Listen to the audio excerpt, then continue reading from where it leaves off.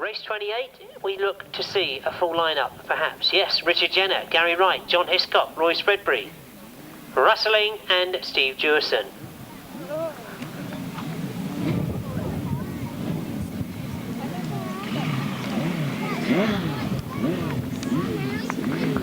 Well, indeed, you remember back to the first races, Russelling and Steve Dewison not having the best of days on their first ride, but with point scoring, of course, then that's what we've got to see what happens during the racing as it develops through the day. So we watch to see, can Russelling and Steve Dewison make up for the loss of points in that first leg against John Hiscock, having a brilliant time at the moment on the grass track. He was determined to get through the qualifier at Tunbridge. Those of you that travelled there will know that after a disastrous first ride, made it even more difficult for himself, but came through and got into that 5th qualifying position. That's what it's all about at the qualifier. Indeed, we'll be seeing him, of course, in the British Masters, which I'm pleased to say both are in the Southern Centre. I'm being selfish there, because it means I don't have to travel too far. Well, Steve Dewison was fighting with the outfit every inch of the way, as indeed he now decides to go inside our finishing marshal. Well, I couldn't quite see what the problem was for Steve Dewison, but Steve Dewison's not right up behind him. Roy and Ken Spreadbury are in second place at the moment. Gary and Steve Wright in third as they go into that bottom bend. John Hiscock in fourth. Richard Jenner back in 5th place at the moment, but Russelling and Tolhurst look to have things sorted out. As it is, Gary and Steve Wright that fly into that second place in front of Roy and Ken Spreadbury, and now Steve Dewison starts to get the machine round up. Marvyn as he goes after just to the front. And again, I think I'm going to be watching the clock, because Russelling and Tolhurst look to have all things sorted out as they come past us, powering that Yamaha on as it goes by me this time. Gary and Steve Wright still in second. John Hiscock moves through on the inside of Roy and Ken Spreadbury. A good ride for them. Richard Jenner. A good ride from Richard Jenner. The points that Russelling could have scored this time, as Steve Dewison we thought would have got through that time, but he's had the door closed on him once again. One more lap to go as Russelling goes through, and indeed you can see what's happening down the bottom there, as you can see that Steve Dewison has got in front of Richard Jenner. Now attempts to go down. He goes round the outside. He's now looking for John Hiscock. Is he going to get himself? Indeed, he goes down that back straight and makes up the ground. Russelling looks to have made sure of a win as they go into that bottom corner. But he'll be pleased, I'm sure, to know that Steve Dewison has made up all those places. Gary and Steve Wright get second, but Steve Dewison gets 3rd place.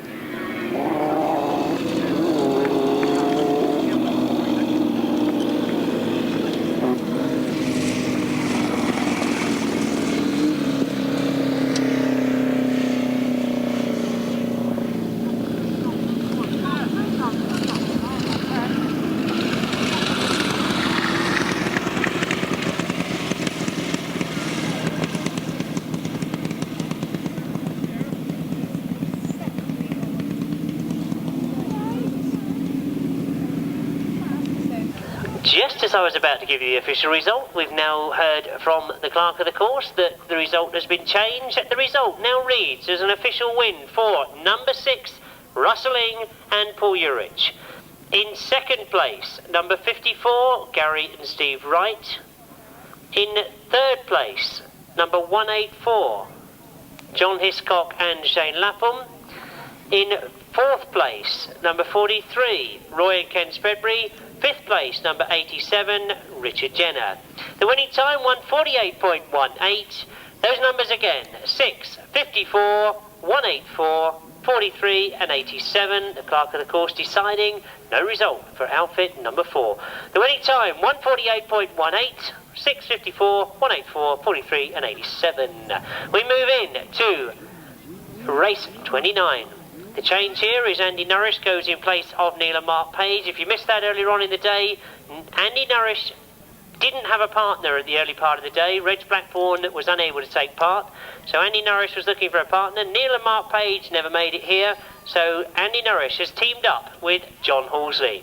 If you thought it was a bit confusing in the first leg, I did give it out at the beginning of the day. That's the situation. John Halsey and Andy Nourish are now a team. So, 4 riders only, and that's what we got on the line. Well, that always makes sense, doesn't it? So away we go then, as Tim Bennett once again has made a very, very good start. He goes into that first corner, or does he? No, Bob Baisby goes through into the front.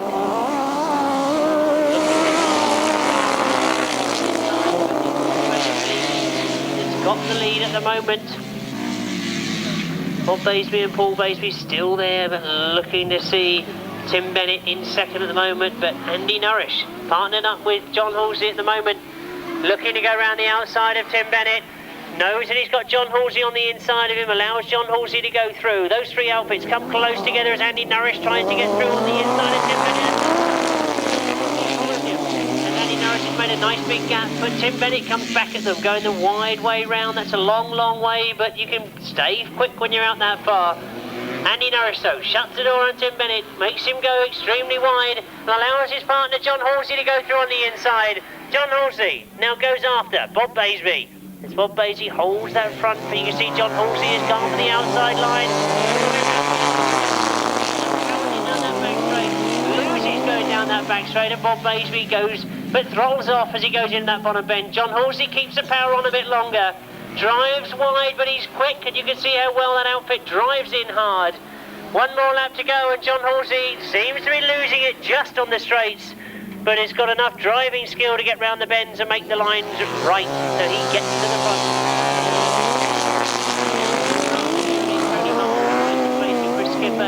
Indeed, he looks to be riding brilliantly well on these corners. That's where he's winning his races. It certainly doesn't look as if he's got the power up the straights, as we see the checkered flag this time. And Andy Nourish coming back underneath Bob Baisby, but Bob Baisby hangs on to second. John Halsey takes it. His partner Andy Nourish takes third, and Bob Baisby split those 2 up.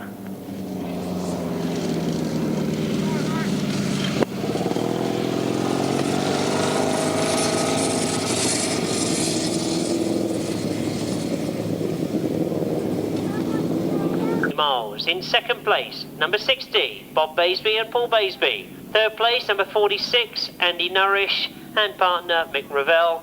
In fourth place, number 12, Tim Bennett.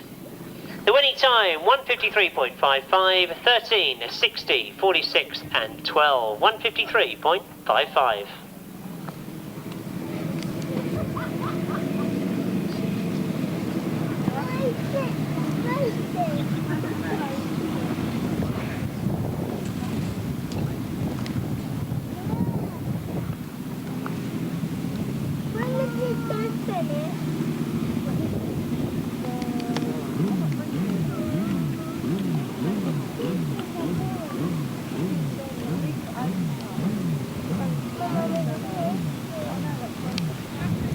Race 30, and we look to see the lineup of Gary Jackson, Ivor Matthews, Rory McGuigan, Ian McCauley, but on a maximum from their first rides, Mark Wells and Alan Blewitt.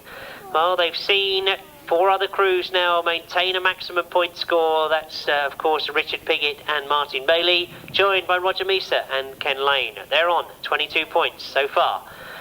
Mark Wells and Alan Blewitt need a first and second place to ensure that they stay right up there with the front runners. And I'm sure you'll see them determined to do it. But remember, Ivor Matthews had problems first time out. Has he been able to get them sorted? Oh, I can only see 4 outfits on the line. It looks as if indeed we have lost 2. Well, I can see that Rory McGuigan has made a good start, goes to the outside. Alan and John Blewitt have got to the front, so we know that Alan and John Blewitt, Mick Wells,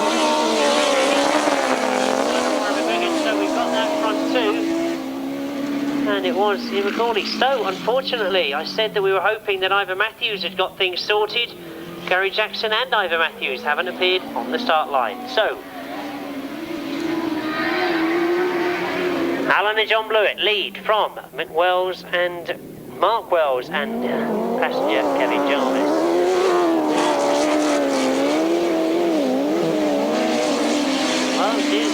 see them go down that back straight, you can see that Mark Wells has taken over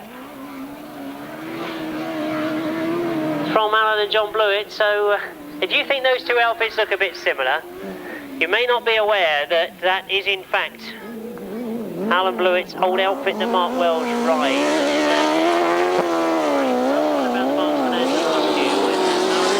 Wanting to have a good ride. Their outfit was playing up, and indeed, as I say, it's playing up now. Mark Wells loaned them an outfit, and indeed, they went out and won that bonanza on it. The checkered flag goes for Mark Wells and Kevin Jarvis. But it's going to be split between this pair, so they're not going to maintain a maximum as Rory McGuigan and a passenger Alan Berry take second place, followed home in third by what sounds a bit of a rattly engine for Alan and John Blewitt.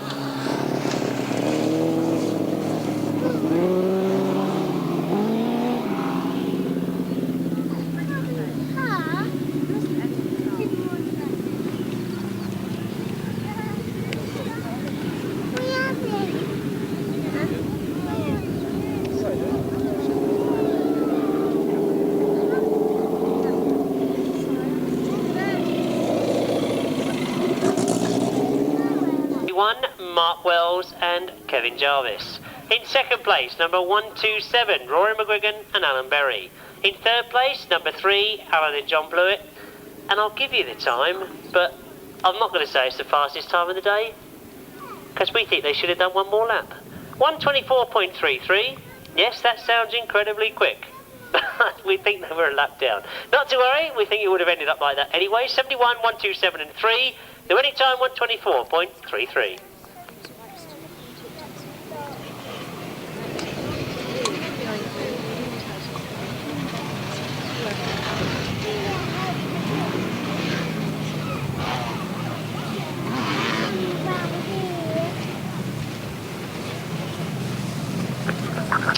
So that's the end of the second leg of the sidecars, full once again of all sorts of drama. I think that the only time we're going to see a really brilliant race is when we get to the semi-finals and finals. But I'm not taking away from any of the riders, they're all riding extremely hard. It's just that we get so used to seeing a lot more sidecars than that out on a race circuit. We move on to the 250s once again, and if I can get the right bit of paper I should be able to tell you exactly what's going on. That always adds to the excitement, doesn't it? Pick up a bit of paper that a drink is standing on and throw it over everybody. That always makes a difference. With the 250s then, we look to see that very distinctive helmet of Mark Wadsworth getting to the front. And this time, has he got help from Carl Wilkes? Because he looked over his shoulder and he saw that Carl Wilkes was there. He's in third place at the moment as they move through. And in terms of points, well, they're not that far adrift. That pairing were on 35 points as they came in to the third leg, just sitting in third place. As we look to see them go, you can see that Glenn Cunningham had a fall earlier on. That's made no difference to him. Glenn going extremely well. And Lee Street had a very good start to the day, holds fourth place at the moment. But I think the pair to watch, and if they crept their way back through to the top again, 344 Mark Wadsworth and Carl Wilkes. Wadsworth, it is that holds the title from last year with his partner as it was then Ian Rutter, but to change a partner, we look to see, well, I thought there was problems for Carl Wilkes then as he went very, very wide, but he's managed to hang on to it. Glenn Cunningham really getting it sorted out. He said that he enjoyed riding a 250 when I spoke to him a few weeks ago. He had a bit of a difficult start to the beginning of the day. He now looks to have got things sorted. As he comes round to take the checkered flag. This time it's Glenn Cunningham that gets to the lead, gets the win. Mark Wadsworth gets second place. Well, indeed, all sorts of evasive action going on in this top circuit as two bikes got tangled on that top corner. But it was another good ride for the partnership of Mark Wadsworth and Carl Wilkes.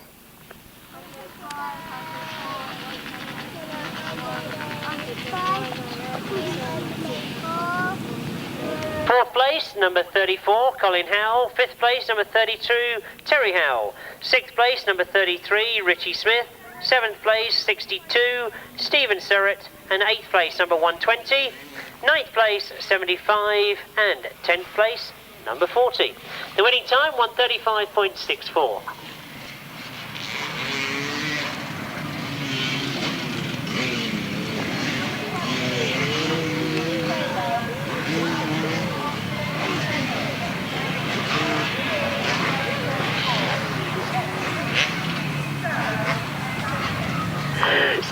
31 then if you missed any of those. 98, 344, 248, 34, 32, 33, 62, 120, 75 and 40, 135.64.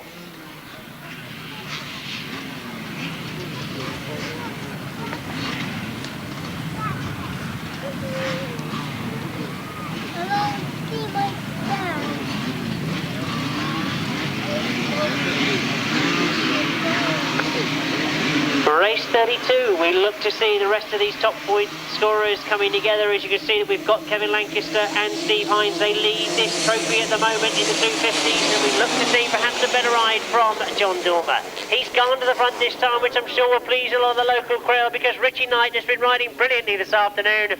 John Dormer has had all sorts of mechanical problems, and it now looks as if he's got things sorted out. So, are we going to see a late surge from the pairing of Richie Knight and John Dormer? Of course, Richie has done brilliantly well this afternoon, but look at John Dormer. This is the sort of form that we got used to seeing with John Dormer on a 250. And indeed, those front two going well. We can see they've now come under pressure from Jason Stott. Well, Jason Stott and Graham Thomas are sitting on 39 points at the moment. So indeed, they are scoring exceptionally well. He's held off this time though. As you can see, John Dormer really has got himself sorted out. Don't know what sort of problem that was that he had with that little two-stroke of his, but he certainly got it sorted out. As he comes flying past us. Well, it's all starting to change now in that second place, because you can see that Steve Hines has moved through. So we look to see where Steve Hines' partner Kevin Lancaster is, and he's a long way down the field, but Kevin certainly is capable of making up 1 or 2 places. So this is where pairs racing gets to be a little bit complicated, because I'm looking now for Kevin Lancaster, who's back in 7th place at the moment, as his partner Steve Hines goes for the flag, but I think John Dormer just hung on to it.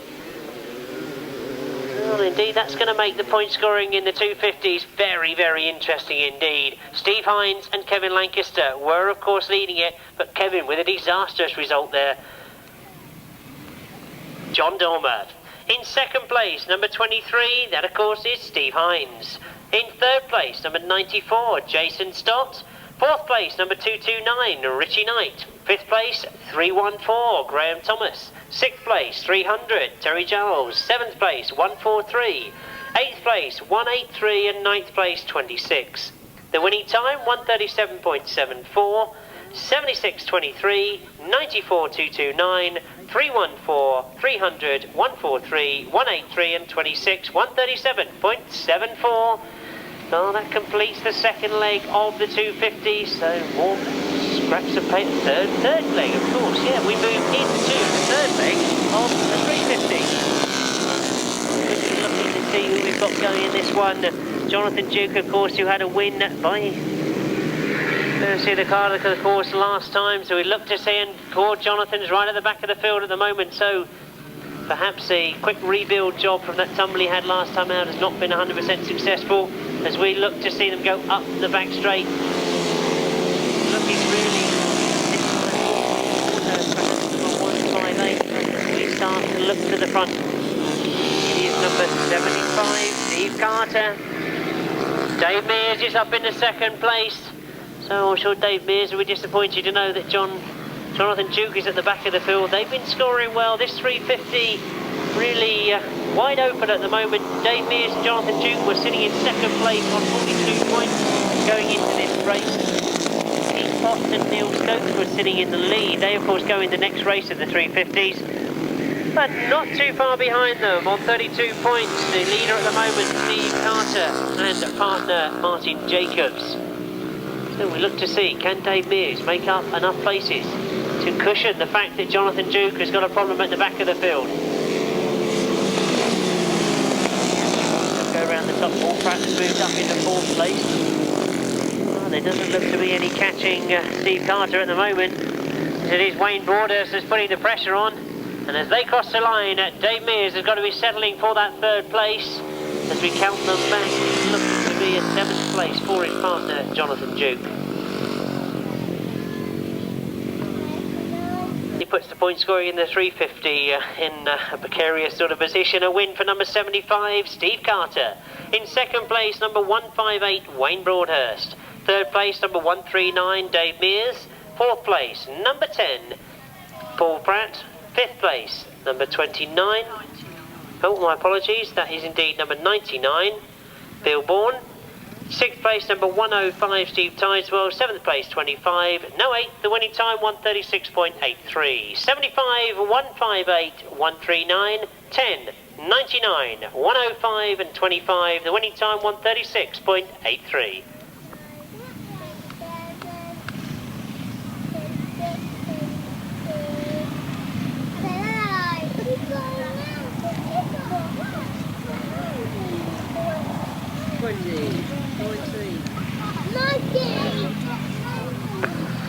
So as we move into race 34, a chance to see this particular disciplines group leading. The 350 class, of course, I'm talking of, and it's number 175, Keith Potts and Neil Scopes. 44 points at the moment they've scored over 2 legs. Indeed, we look to see whether there is anybody in this particular heat that might put the can amongst the pigeons. Well, Wayne Andrews and Marcus Hill have had mixed fortunes this afternoon. Wayne, of course, putting the machine down twice. Andy Wickham and Jason Hickman, well, they've certainly pulled up a lot in that second leg after not scoring very well first time out.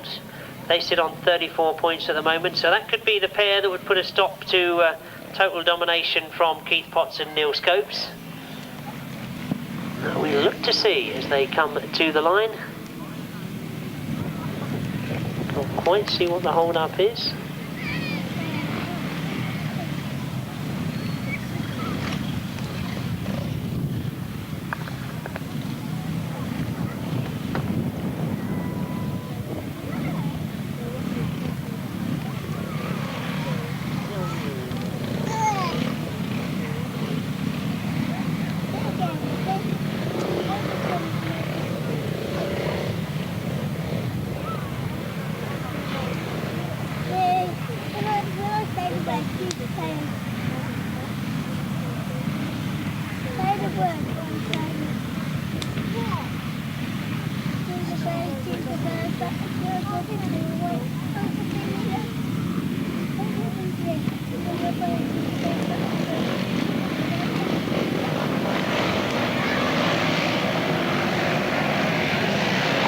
So away we go then with the second race of the third leg of the 350 solos. Hope that makes sense.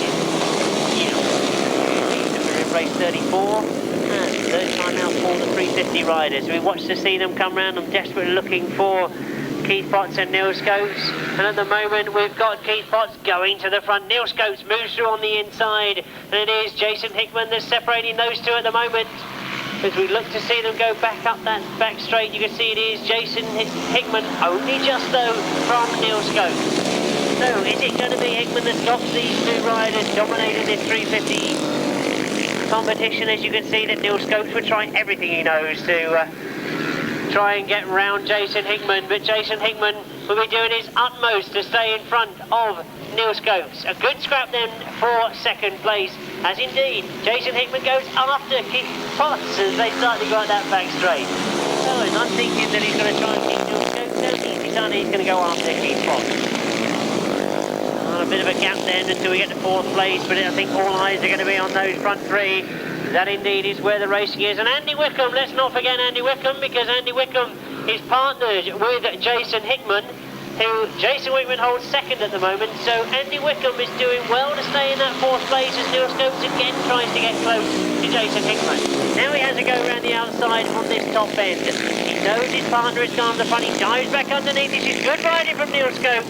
Underneath he goes and gets a brilliant second place.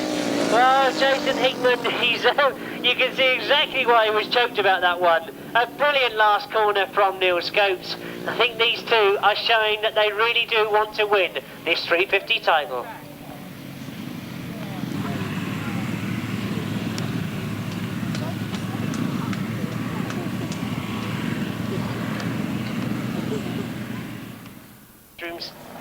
Well, on the walls I mean. No, I shouldn't make statements of that, should I? Yeah, I can allow my kids to do it, but I don't think this, everybody does.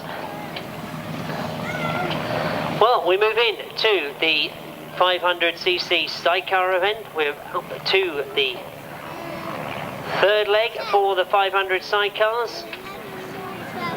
And if I've got the right bit of paper here somewhere. Oh dear.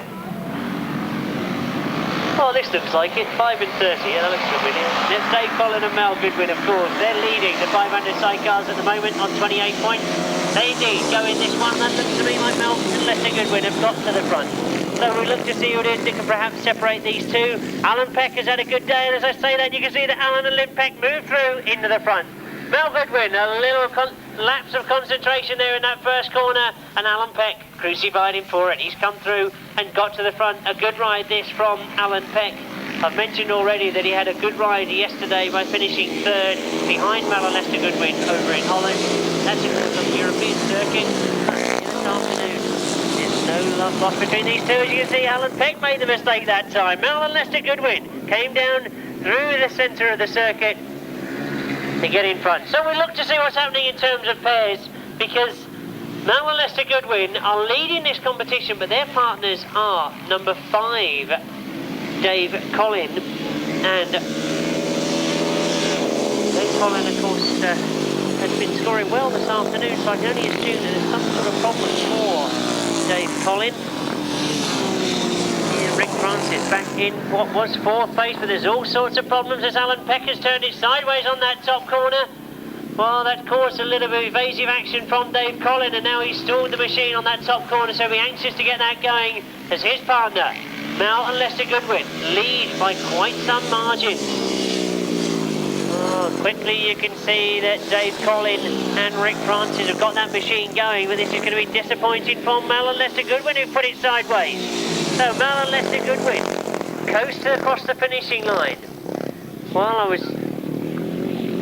I thought we were going to see Ron Williams crossing the line in second, but it is in fact going to be Simon Baird that finishes in second. Alan and Lynn Peck, after that error earlier on, have ended up finishing in third place. And as you can see, the partners of Alan and Lynn Peck, Rob Williams and Carwyn Davis, are going to struggle to beat to the line. Dave Colin. Oh, indeed, that was what you can only term as really, really hard luck, as Dave Colin, after his errors earlier on as well, has made up and got through into a good position.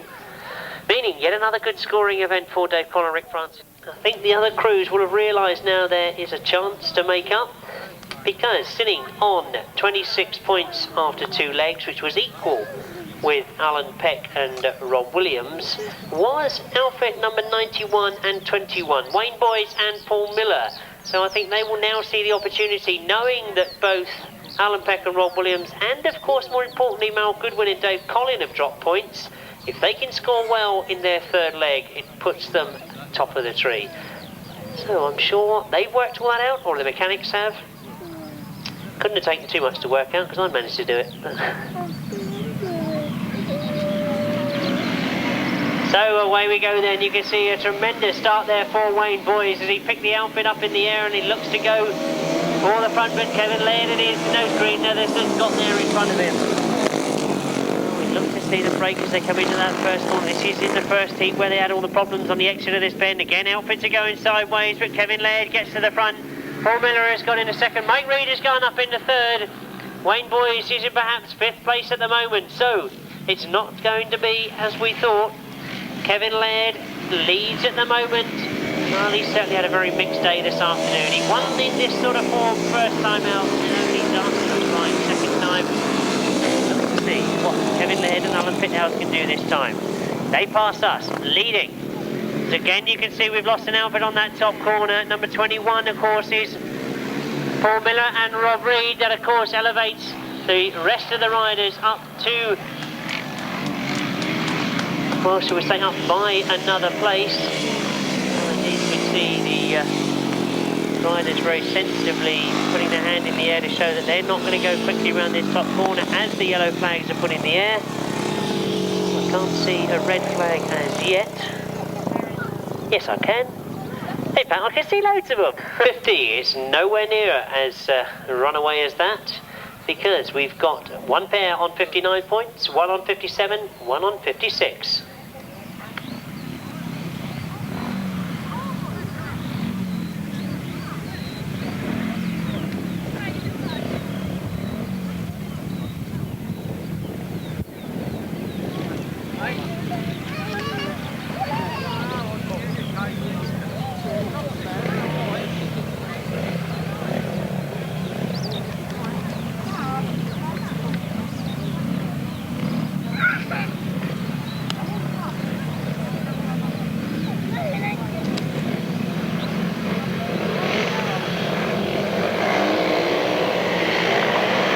Away we go then with the rerun of race 36 in your programme, and it's once again Kevin Laird and Alan Pithouse that have got to the front. Now looks like Mike Reid has got up there in second place. Paul Miller now moves up as we see Paul Miller working his way through on the inside, but it is Kevin Laird and Alan Pithouse that have got to the front. Number 57 of course is Mike Reid and Andy Robertson. Number 21 in third place at the moment, Paul Miller, looking to go around the outside this time in that bottom corner as he gets the power on coming out of that bottom bend. Moves up the outside, but Mike Reid's having none of that. He moves back underneath him. Kevin Laird and Alan Pithouse again just showing their domination of this particular heat as they lead comfortably coming down past us. Mike Reid has been allowed to hold on to that second, as indeed Paul Miller has gone wide. Looks like number 49, Brian Canning, had moved through into fourth place. So Mike Reid and Brian Canning picking up good points in this one. Let's say that you see that Brian Canning has gone a little bit sideways going up that back straight. One more lap to go for Kevin Laird and Alan Pithouse as they come past us for the third time. Mike Reid and Andy Robertson still there in second. Paul Miller is there in third, and Wayne Boyes has now moved up into fourth place. So he's closed up behind his teammate Paul Miller.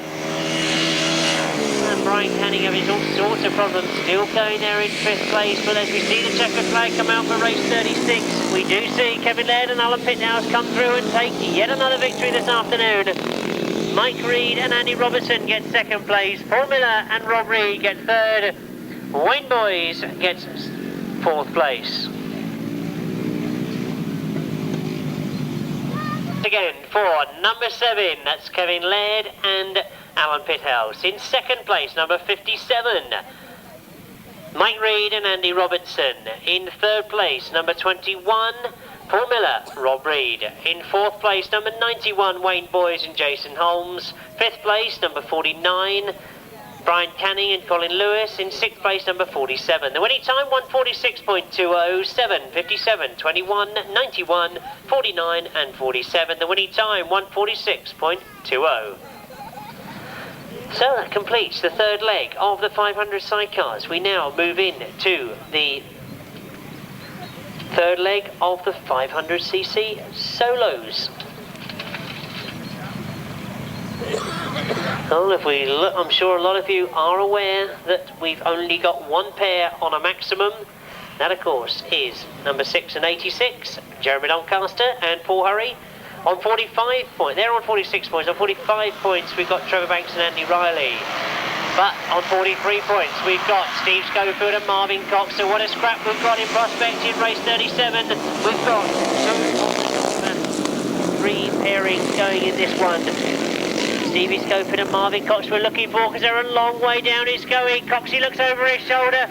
Peter Carr is going to challenge Marvyn Cox as Peter Carr goes through the inside. Marvyn Cox is on the outside.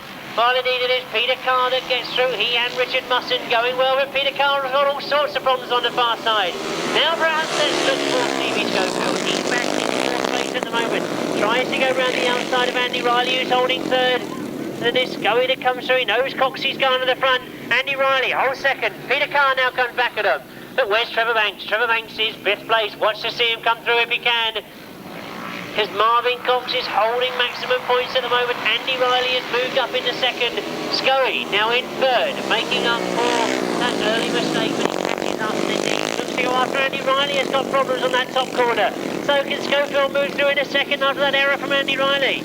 Schofield looks to come through on the inside, but Andy Riley holds him off. So good point scoring here for 2 pairs at the moment because Trevor Banks is going through on the inside of Peter Carr, or is he? Yes, Trevor Banks moves through, but look at Schofield catching up on Andy Riley. Marvyn Cox, well, he's away with maximum points, but can Schofield get through to second to make it a good point scoring ride for the pairings? Looks as if Andy Riley has done everything right on that top corner. Marvyn Cox takes the checkered flag. Andy Riley gets second. Steve Schofield takes third. Trevor Banks in fourth and Peter Carr in fifth. And that was just in a heat. Think what it's going to be like in the semi-finals and finals at the end of the day. 11, Marvyn Cox, and what a brilliant ride he's having this afternoon. In second place, number 54, Andy Riley. Third place, number 3, Coxey's partner, of course, Stevie Schofield. In fourth place, number 2, Trevor Banks. Fifth place, number 22, Peter Carr. Sixth place, number 111, Rob Fortune. Seventh place, number 12, and eighth place, number 84. The winning time, 134.60, 11, 54, 3, 2, 22, 111, 12, and 84, 134.60.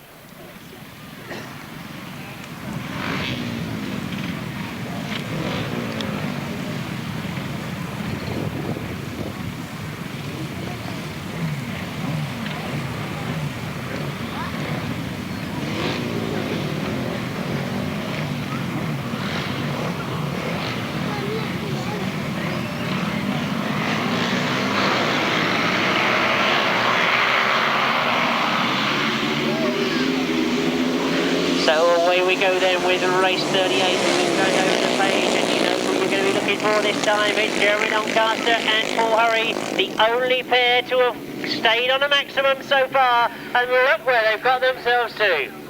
Well, Jeremy Doncaster has looked absolutely tremendous this afternoon. Paul Hurry has looked as if he's been pulled along by Jeremy Doncaster. They indeed go to the front and have got 1 and 2. A great ride from a partnership here that looks as if they're going to take some beating. Jeremy Doncaster comes off that top corner. Well, Paul Hurry pulls a wheelie off this little bump as well. I felt sure when I saw them in practice that we were going to see 1 or 2 riders trying to pull the wheelies off this hump just to the left of me. Indeed, that's starting to happen with Paul Hurry, certainly, as we watch them go at the back straight and look at the lead that Jeremy Doncaster and Paul Hurry have got on the rest of the field. Oh, Donkey not waiting at all for Paul Hurry. He's just said, well, come on, let's keep going, let's make sure of this. 1 more lap to go. Alan Harmer is that holds second from Jason Jennett in third. Oh, Paul Pratt holding fourth place at the moment, so Alan Harmer and Jason Jennett scoring reasonably well in this one. They're a long, long way back from those frontiers. Still go for their third maximum this afternoon, making sure of staying ahead of the field. Donkey wins yet another one. Paul Hurry gets second. Alan Harmer comes across the line in third, and Jason Jennett just in fourth place.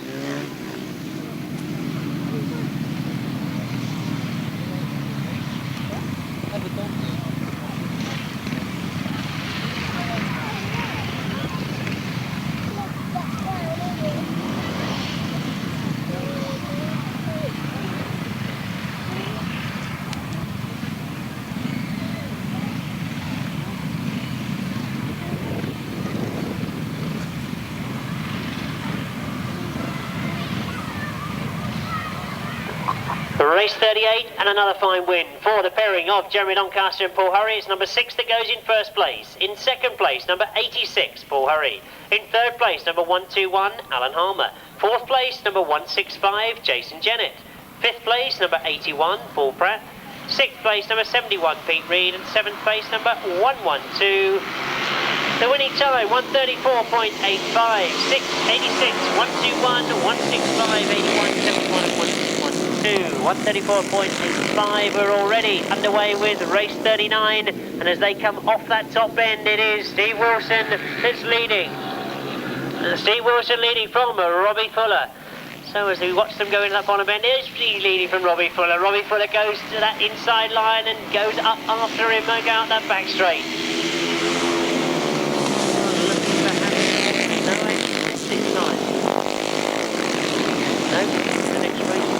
Right race. So far as Steve Wilson leads, I was looking perhaps to see what sort of pairings we've got, and looking for the youngster Shaun Tacey problems for Vince Kinchin as he drops it on that top bend, but he comes... Will it go again? It's Gary Lobb that's putting Steve Wilson under pressure. Gary Lobb goes round the outside, and we know, indeed the crowd at the top part of the field, they know exactly about Gary Lobb riding wide. Steve Wilson still goes through in second. Duncan Tolhurst is there in fourth place. And his partner Rob Ledwith going through just behind him. Off the back straight we go, and it's the Cornishman Gary Lobb that's having a good ride at the moment. Top bend he comes, it's going to be a checkered flag this time in race 39. Gary Lobb takes it. Steve Wilson gets second, Robbie Fuller in third, Duncan Tolhurst in fourth, and Rob Ledwith in fifth place.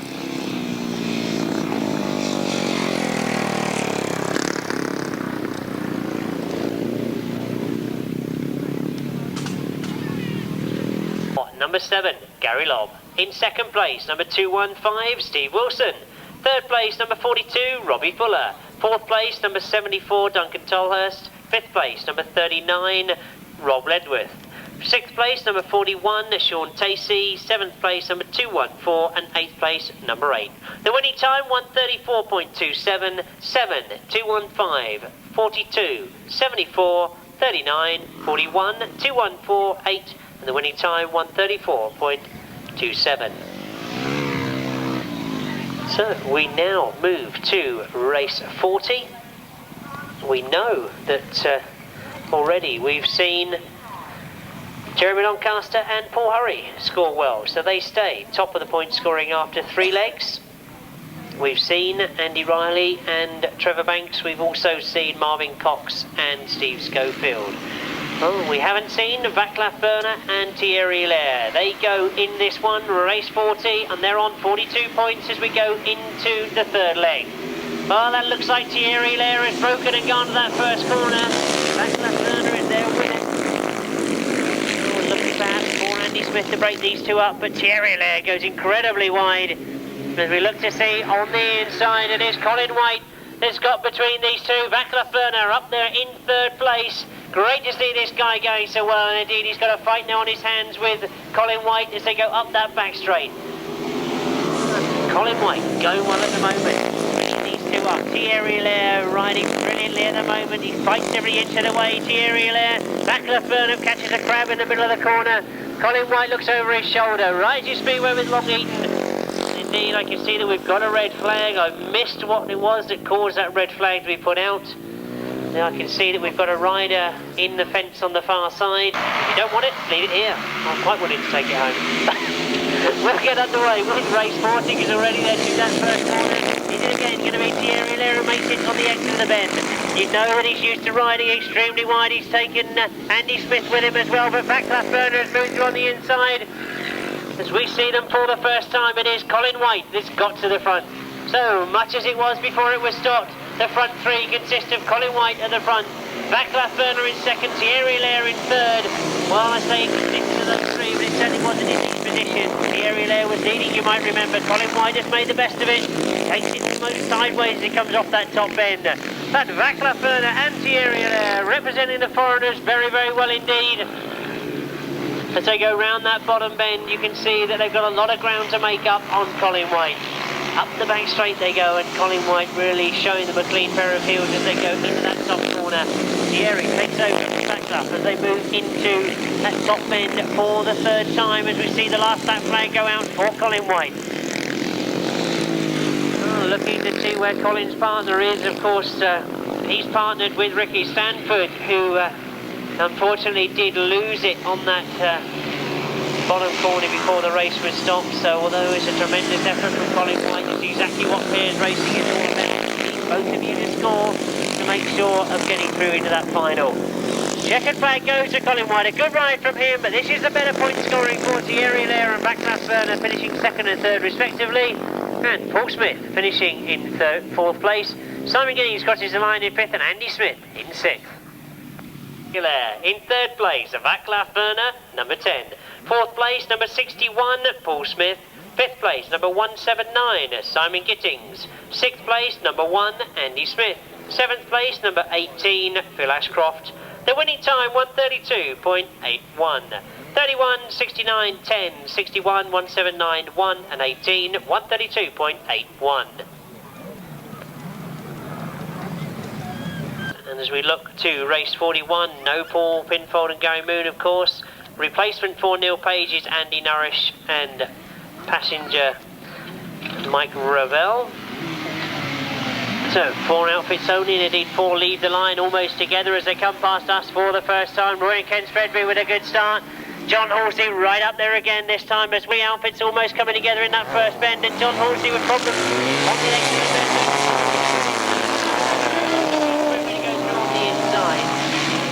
Andy Norris has taken advantage of that and tried to get up on the inside of Roy and Ken Spreadbury. They indeed take over the charge once again. They've gone wide, so I think Andy Norris is going to move through on the inside. He indeed does so. Andy Norris and Mike Ravel go through on the inside. Now John Halsey will try and get through on the inside of Roy and Ken Spreadbury. He does so on that top corner. Brilliant line. John Halsey, I'm sure he's been playing with that outfit in the pits because that looks a lot smoother this time. Drives hard into that bottom bend. He tells Roy Spreadbury there's only one way. You're going to get past me. That's the long way round the outside.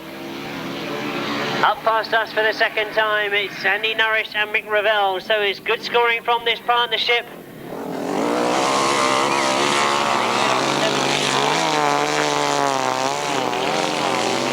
Sure, maximum points this time.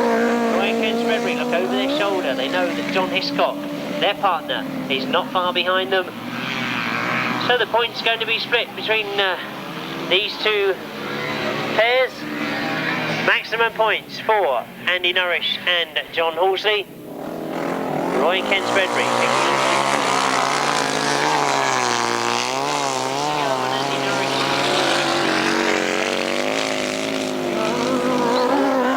John Halsey, I mentioned earlier on that he was disappointed that he didn't get into the national qualifier. It's rides like this in national events that will make sure he's there next year.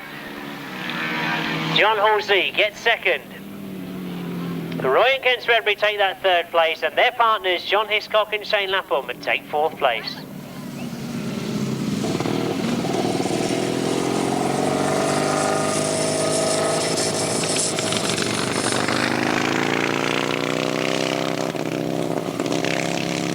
Second place, number 13, John Halsey and Tony Miles. In 3rd place, number 43, Roy and Ken Spreadbury. And 4th place, number 184, John Hiscock and Shane Lapham.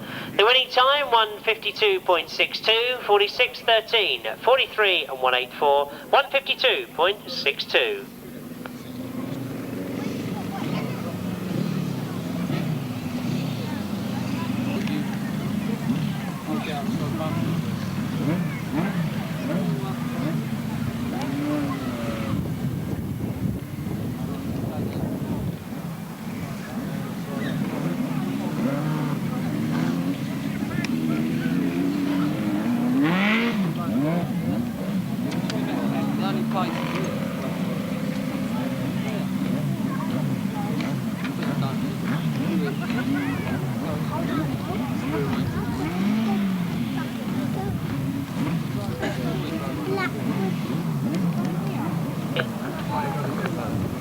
So, race 42 we look to, and we're with the right-hand sidecars 3rd leg, and who we got in this one? Well, Robbie Wilson and Neville Penfold. They've been scoring consistently well. They are on 18 points after the 2nd leg, looking to make it better this time. Mick Cave, I don't think we'll have the partnership of Dave Steer, and no, indeed, I look to the line and see that we've only got 4 outfits coming to the line.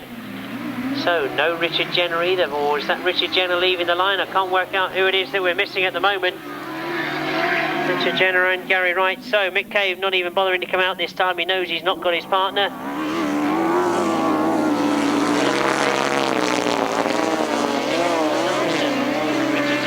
Richard Jenner's not had that great a day so far with his point scoring, but he looks to be going well this time. Well, I was looking perhaps for a better performance from Neville Penfold and Paul Randall, but they're struggling with Gary Wright in 3rd place at the moment as Rob Wilson tries hard to get round Richard Jenner in front.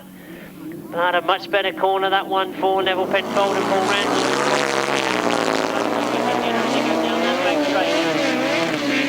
Point split now with the Outfit in front, pairing with the outfit in 4th place, but as Neville Penfold goes for a tight line on the inside, he now starts to push his teammate along as those two go after, almost together, Richard Jenner in front. Into that top corner we go once again. This Robbie Wilson that still want to try and get that first place. Neville Penfold saying perhaps well shall I have a go. As you can see, he's moved a lot closer to Richard Jenner. Up towards the line they come, one more lap to go for Richard Jenner and Nick Waters. Neville Penfold has indeed moved through on the inside of Robbie Wilson, so will Neville Penfold be able to catch Richard Jenner with just one lap to go, but Gary Wright starting from can't afford to do it. Looks at that 3rd place as well as you see them go into that bottom bend for the last time. One more bend to go and Richard Jenner looks determined to hang on to it. That was a brilliant line for Richard Jenner and Nick Waters. Pleased with that one. Neville Penfold gets 2nd, Rob Wilson gets 3rd, and Gary Wright gets 4th place.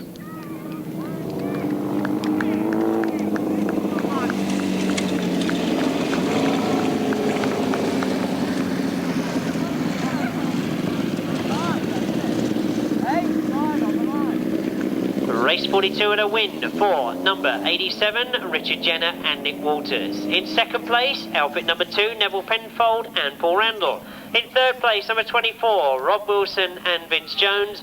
And 4th place, number 54, Gary and Steve Wright. The winning time, 1:48.67, 87, 2, 24 and 54, 1:48.67 the time.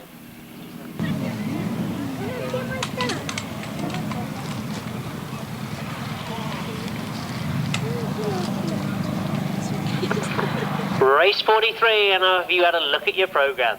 Well, I was going to say to you, we've got 2 pairs on maximum points after 2 rides. They are outfit number 9 and outfit number 92, Martin Baker and Richard Piggott. Outfit number 51 and outfit number 7, Roger Measor and Ken Lane. All 4 come to the line in race 43. And if you look to see who goes with them, it's number 125 and number 50, Rory McGuigan and Ian McCauley. Why do I point that out? Well, Rory McGuigan has had some brilliant starts this afternoon. Will he do it again in this sort of company? Roger Measor and Ken Lane, Martin Baker and Richard Piggott. Defending the title, of course, Martin Baker and Richard Piggott.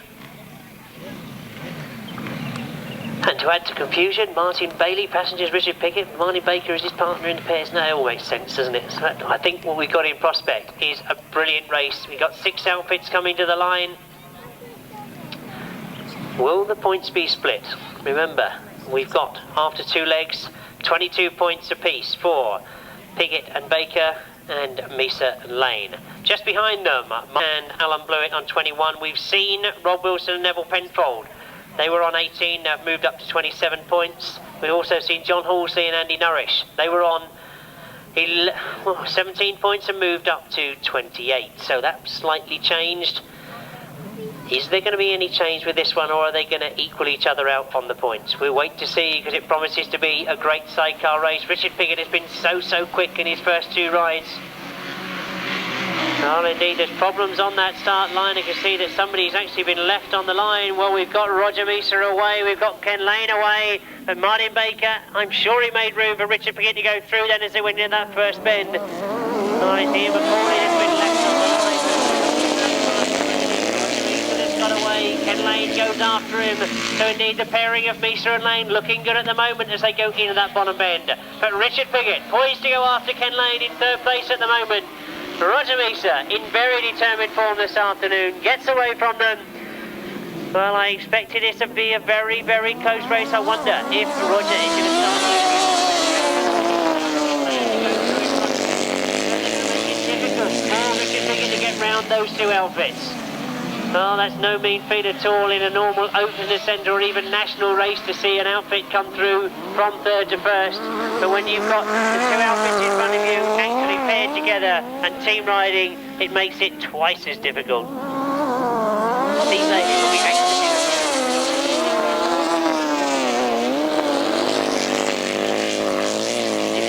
Points are big in the gaps that we've got between 2nd and 3rd place, because Richard Piggott didn't look to be flying earlier on this afternoon. But Ken Lane and Mark Edwards, I'm sure they've... I'm going to take a chance now and say that they've put the gearing on they're going to use in L'Oreal in France in 2 weeks' time, because that's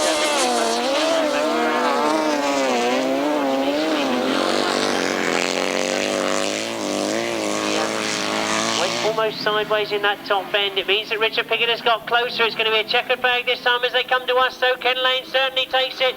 Roger Measor rolls off a little bit, but makes sure of that second place. Richard Piggott and Martin Bailey get third. Martin Baker and Shane Can get fourth. So we know that Roger Measor and Ken Lane will now start to move away in terms of the point scoring.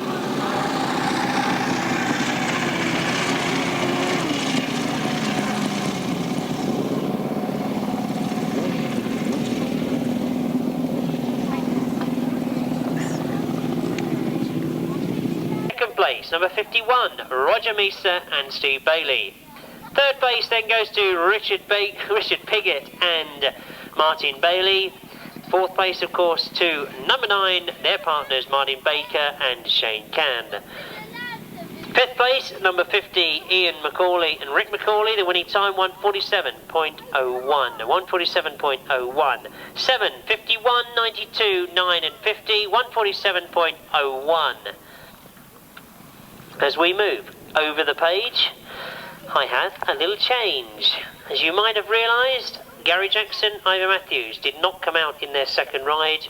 Jerry Adams, Pete Colvin, short of Pete Colvin for that partnership.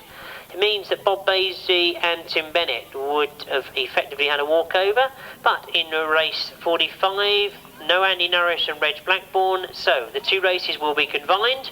We will do away with race 44 and call it race 45. So those two, Bob Baisby and Tim Bennett, we've been informed by the officials of the club, will move into race 45.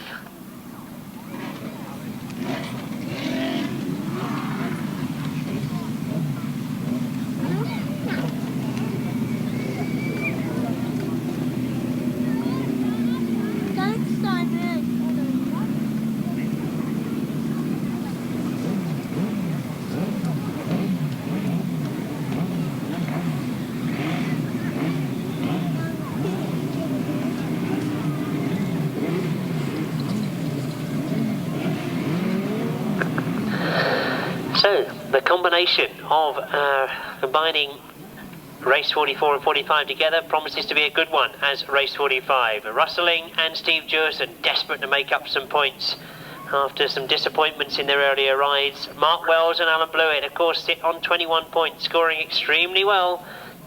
They sit in third place after 2 legs. It's obviously changed a little bit going third leg rides, but we'll sort all the points out for you later on because we're going to enjoy the race that we got in prospect. Tim Bennett has made yet another good start. Rustling has got away well, but it's Alan Blewitt that gets to that corner in the right position, exactly where he wants to be, but Rustling moves through on the inside of him. On the inside of Alan and John Blewitt. I was anxiously looking there to see who it was that came out of the dust cloud, and it was Steve Dewison, who's gone a long way round to the dust clouds. He's in now, he's come through. The nice thing about the wind that we've had this afternoon is it is clearing the dust clouds away from the rider's vision, so they can actually see what's going on in front of them. Rustling now goes down that back straight, looking to take his second win of the afternoon as he goes into that bottom bend. Alan and John Blewitt poised in second place to have a go for that first place perhaps. Have to slot in behind Rustling as he turns the power on. Well, the partners of Alan and John Blewitt, Mark Wells there in third place at the moment.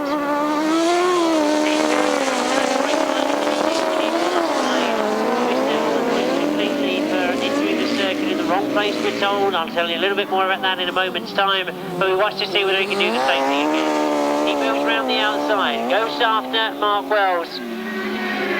Oh, Rustling leading, but he's going to get this third place. Oh, Steve Dewison has got round Bob Baisby. He's looking to go after Mark Wells. Mark Wells trying to close the gaps as you can see them come out of that top end. There goes Dewison. Underneath Mark Wells, going to go down the back straight. We watch to see what's happening at the front. Rustling is leading, of course, as he has done from the start. They go go across the line and take the checkered flag. Alan and John Blewitt get second, and Steve Dewison and Dave Ward get a good third place to combine with their partners at the front, Rustling and Paul Urich. Mark Wells and Kevin Jarvis not, of course, doing them any harm. Alan and John Blewitt getting second. They got fourth, so that's good points for that pair.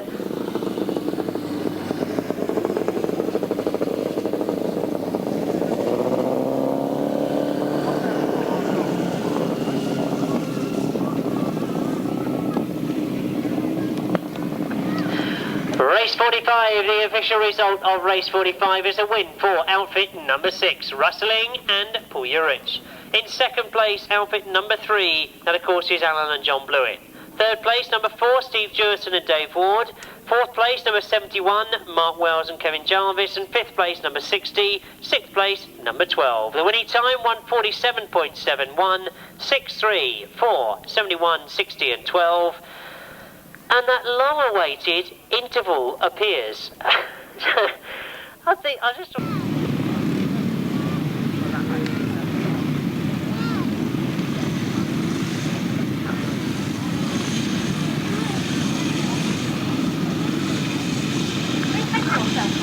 Well, I must admit, I can see that we've got machinery coming to the start line, so I think it's only right that Marshals and St John's should perhaps take up their positions. We've got no finishing marshal at the moment. I can't see anybody down on the start line to start them off, but the riders have obviously decided it's time to go. So, you'll now see Marshals quickly getting their way into position. And I'm sure we'll see our finishing marshal rushing across there as well. Look, here they go. Look, I told you you'd see lots of marshals rushing about.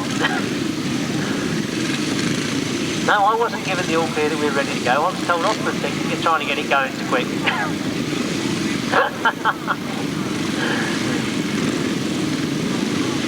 But the riders have decided it's time to go. The officials seem quite happy with that, so it looks as if we're going to be into the semi-final. Remember, of course, as I said, that these semi-final points, scored in the same way as they have been scored in the heats, they're added together to their accumulative scores that they've had this afternoon, and then we decide what. The lap score and the points have been doing a superb job this afternoon to decide who it is who goes to those big finals.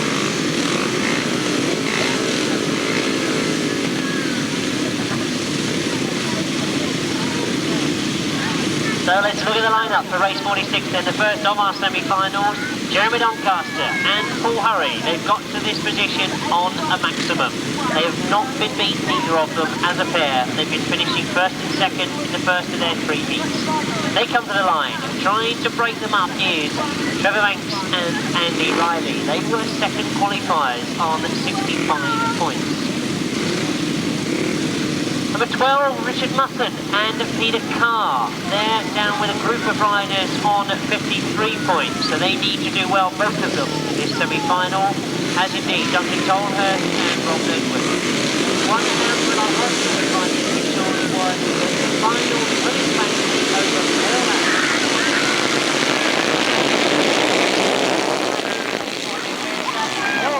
On all semi-finals and finals. So as we go into that first bend, looking for that pairing of Doncaster and Paul Hurry, you can see that Trevor Banks has taken Paul Hurry very, very wide. They push to the outside of the circuit, so it is Jeremy Doncaster that gets away. Trevor Banks has moved into second place as they go down this first straight for the first time.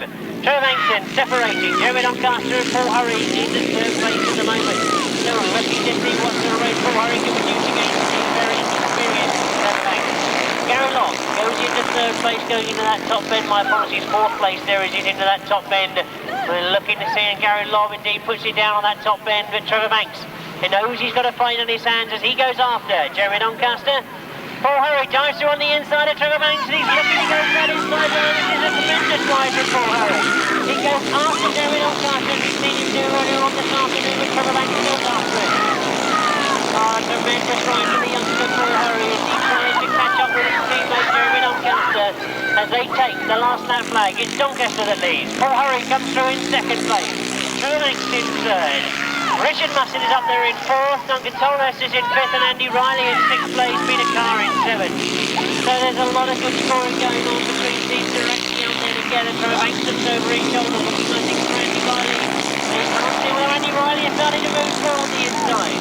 Here comes the checker flag of the first semi-final. We've got Jeremy Doncaster taking it in great style.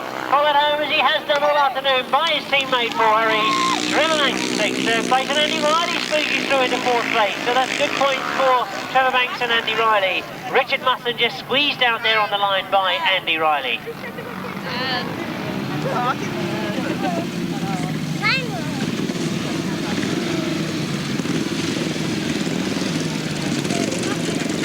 It's number 6.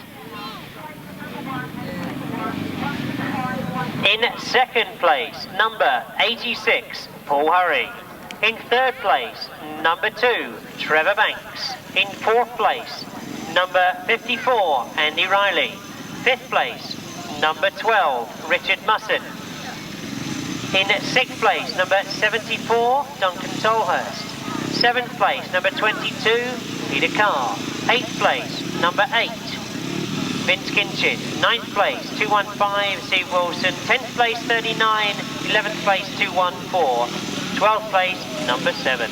The winning time, 137.14, 6, 86, 2, 54, 12, 74, 22, 8, 215, 39, 214 and 7, 137.14.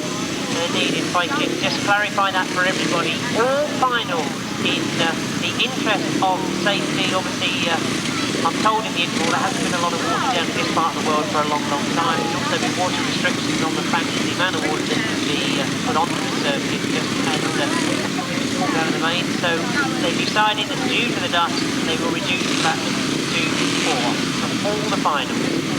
So I hope that's been clear to the pits as well. Then in the interest of safety, they've reduced all races to 4 laps at the end of the day. Race 47 then, we move on because we quickly add those points scored in the first semi into the overall points tally. We see who it will be that qualifies for that 500cc solo final. Going into race 47, looking for strong points to make sure of that final. See Schofield, Marvyn Cox, Vaclav, Verner, S.E.R.A, Rob Ward 2, Phil Morris, Andy and Paul Smith, Colin White, Ricky Sandford, Shaun, Tacey and Robbie Fuller.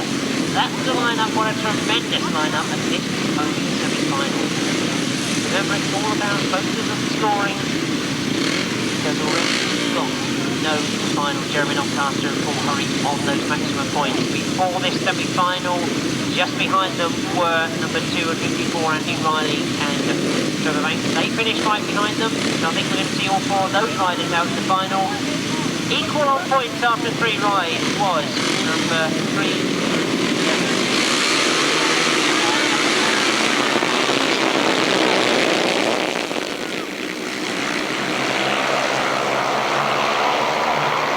I've just been informed from the pits that there is a change to this lineup. I'll pick it up for you as they come round because Paul and Andy Smith unfortunately don't go. But at the moment, if we look to the front, we know the pairing that we want to see go extremely well. Marvyn Cox is leading at the moment. It's both the Paul Speedway riders that we want to see because Stevie Schofield holds 4 places to go for it. See that S.E.R.A there on the outside, but now front 2 has got to exactly where they want to be. Stevie Schofield still there in second place. Number 11, Marvyn Cox, and you can see that we've lost, can't make out who that was that we lost down. Worried that it was Vaclav Verner that we lost. As you can see that we've got riders on that top 2. It's Phil Morris indeed that we lost on that top corner. But indeed the yellow flag's going, the red flags have indeed been put out.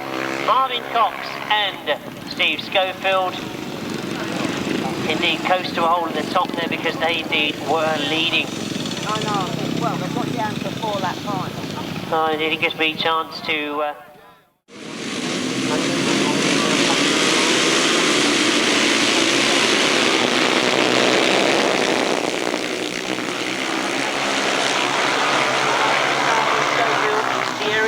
Shot into third place, looking for Marvyn Cox to come through. He must be in what is 5th place at the moment, but it's Steve Schofield that made the best of that first bend. Phil Morris has gone after him. S.E.R.A with Phil Morris. Vaclav Verner following his teammate S.E.R.A into that bottom bend. As indeed, Vaclav Verner dropped into 4th place.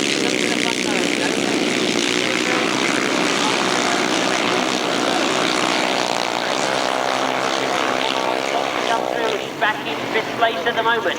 Closing up on Phil Morris. S.E.R.A and Vaclav Verner have done well to get in front of Phil Morris, but Phil Morris coming back at them. as now Phil Morris has got Marvyn Cox on his inside. Coxie going for the inside line. The D gets it going into that bottom end. So Marvyn Cox now runs up in the first. Phil Morris finds the line to go on the inside. Right up the back of Phil Morris. Right, Stevie Schofield has got away from them with the area there. Now fights with the machine all the way around that top end. Holding a good second place. Thierry having a brilliant day here this afternoon. Marvyn Cox still there in third, so he'll be anxious to try and get that second place away from the area there.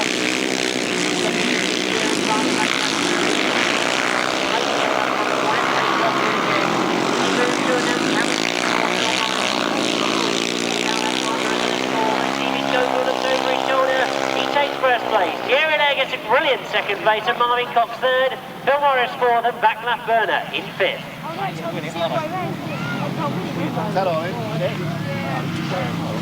The good win from Stevie Schofield. It's number 3 that goes in first place. In second place, number 69, Thierry Lair.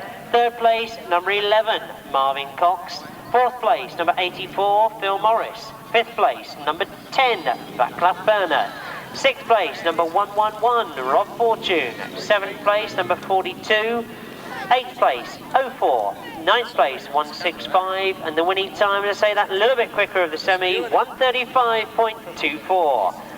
Well, if you look at the times, that means that we are in for a great final. That's race 53. Before that, we've got to sort out the semi-finals for the sidecars, then the finals of the 250, 350 and 500 chairs. So as we look to this first semi-final, race 48 in your programme, we've got the pairing of Roger Measor and Ken Lane against the pairing of Mark Wells and Alan Blewitt, against Rob Wilson and Neville Penfold. What a tremendous lineup this promises to be. And if we look at the points so far, Roger Measor and Ken Lane out in front on the point scoring at the moment. They've got 33 points, a 4-point clear advantage over Richard Piggott and Martin Baker on 29. Equally, number 71 and 3, Mark Wells and Alan Blewitt. So Mark Wells and Alan Blewitt closest to Roger Measor and Ken Lane in this semi-final. And on 28 points, John Halsey and Andy Nourish. 27 points, 24, Rob Wilson and Neville Penfold.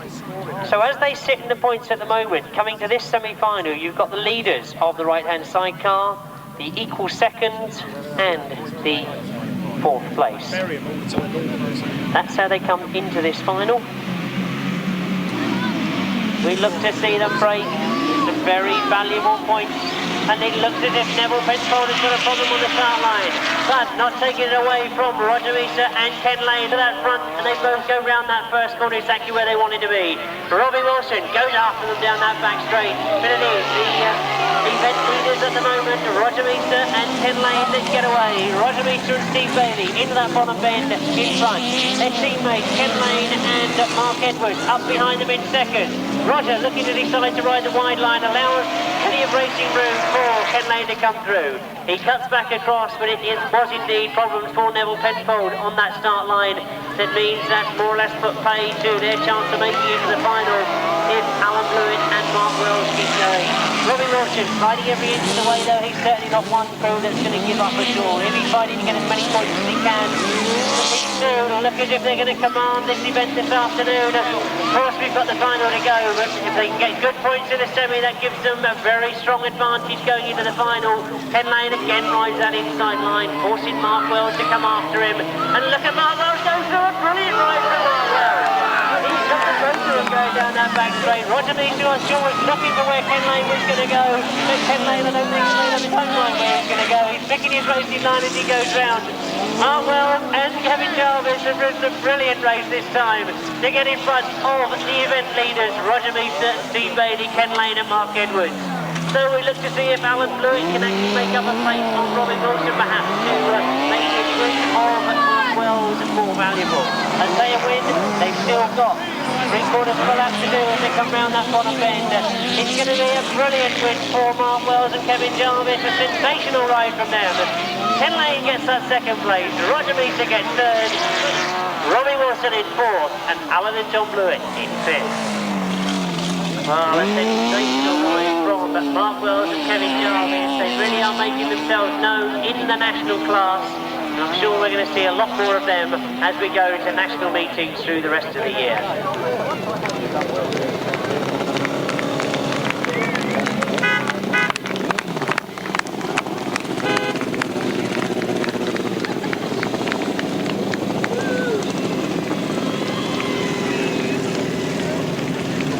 So the official results, a win for number 71, Mark Wells and Kevin Jarvis. I can't say it's just a win, can I? A brilliant win from that crew. In second place, number 7, Ken Lane and Mark Edwards.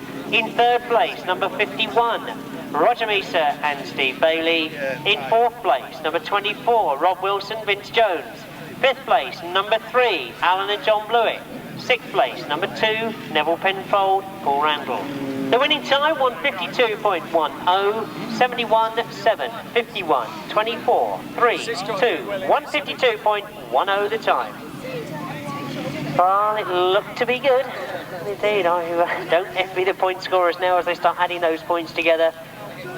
Race 49, we move on to. These crews will have been sitting in the pit box watching to see what happens to that crew that are leading the event at the moment. Well, they haven't got through to that final with maximum points. They had to fight every inch of the way. But who's going to join them in the final? Depending on what happens in race 49, where we've got the pairing of Martin Baker Shane Can with Richard Piggott and Martin Bailey. They go out with John Halsey and Tony Miles, Andy Norrish and Mike Ravel, and the pairing of Russelling, Paul Urich, Steve Dewison, Dave Ward. Yet again, another tremendous lineup coming into this semi-final. Good points in this semi-final can make all the difference at the end of the day because it's the points added on all the way through the day. I don't think, you're probably getting a bit sick of me reminding you of that, but I don't think I can emphasise it enough that in the final, it's the points that count on both riders. Spot on.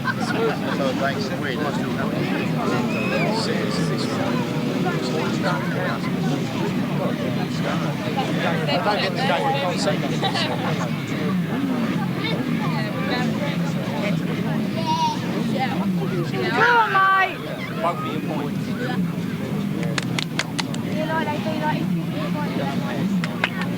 Number 6.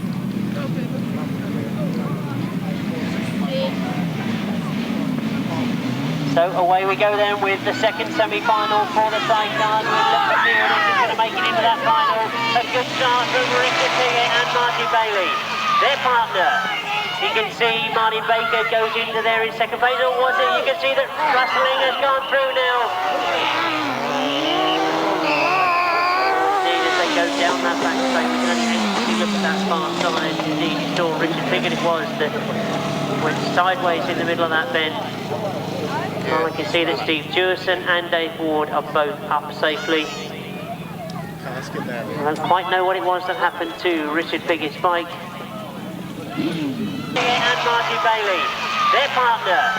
You can see Martin Baker goes into there in second place. Or was it? You can see that Russelling has gone through now. Indeed, as they go down that back straight, we can only look at that far side. Indeed, you saw Richard Piggott it was that went sideways in the middle of that bend. Well, I can see that Steve Dewison and Dave Ward are both up safely. I don't quite know what it was that happened to Richard Piggott's bike. Mark Wadsworth, Carr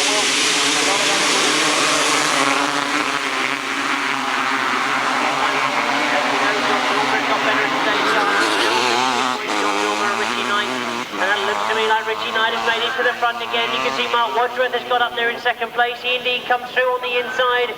But number 314 right on the inside is indeed Graham Thomas. So Graham Thomas leads from Richie Knight, from Mark Wadsworth, from John Dulmer in fourth place as they go round that bottom bend together. Now just got Richie Knight to catch to the front, and there he goes through on the inside in front. Oh, Richie Knight gets to the front of the field. So now we quickly start doing the arithmetic. Will Mark Wadsworth be winning?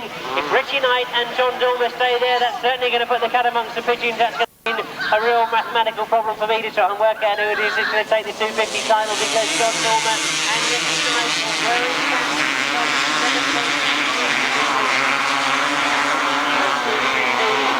go up that back straight. We've lost John Dormer on that far side, but Mark Wadsworth, still no mistakes from him as he comes faster, leading. Well, my apologies, I said Mark Wadsworth, that was indeed Carl Wilkes that's been leading. Problems for Mark Wadsworth. And the car for the course deciding that in the interest of safety on that far side, that machine laid across the track of John Dormer, enough to call the race to a halt.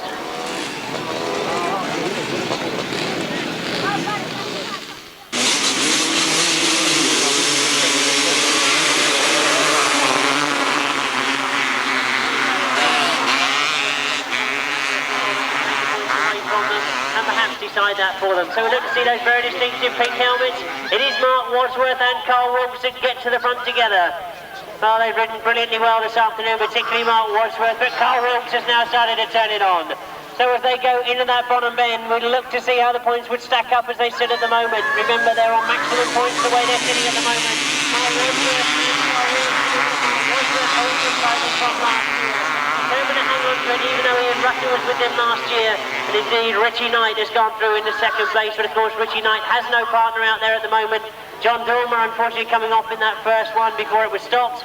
But let's look for Kevin Lancaster and for Jason Stott. Where are they? You can see that Jason Stott is in third place. Kevin Lancaster is in fourth place. It's between these we can see that we've got in front Mark Wadsworth and Carl Wilkes, so they're looking for a maximum score in this one as they go past us. Carl Wilkes still there in second. Jason Stott and Kevin Lancaster have now been split by number 23, Steve Hines. So, Steve Hines is one of the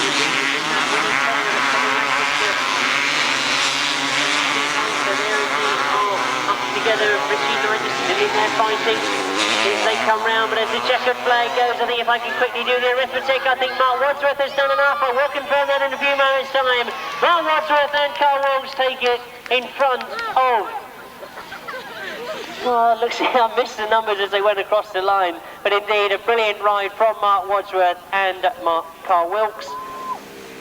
Oh, indeed, if I can quickly check those finishing numbers, it was indeed...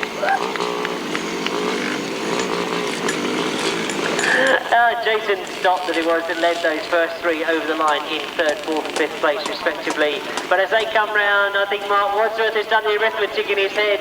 He thinks he's done enough. I'll be quickly watching to see this result come out. I might even be able to put the points in myself. Oh, I knew they would let me if I attempted to. I'm still yet to confirm that officially, but we're still quickly adding things up here. They promised they're going to tell me as soon as they've worked it out, before we get the official result maybe. Shouldn't put undue pressure on them like this, should I really?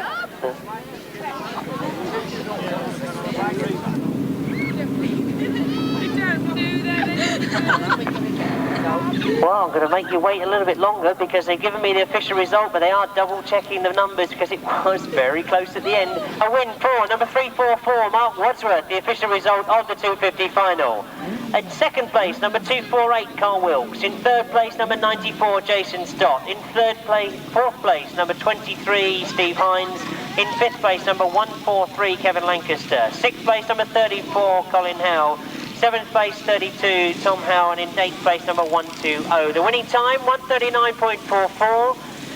344, 248, 94, 23, 143, 34, 32, and 120, 139.44. It means that it's been checked, and the winners of the 250cc national pairs, I'm sure they'd already worked it out in their head. It was, of course, Mark Wadsworth and Carl Wilkes. So Mark Wadsworth hangs on to his national best pairs title 2 years in a row. 1991 he won it with Ian Rutter. This year he's won it with a new partner, Carl Wilkes. Finishing in second place, Kevin Lancaster and Steve Hines. In third place, Jason Stott and Graham Thomas. That's, of course, the overall result. You have a chance to see the overall winners in every one of the classes at the presentation afterwards.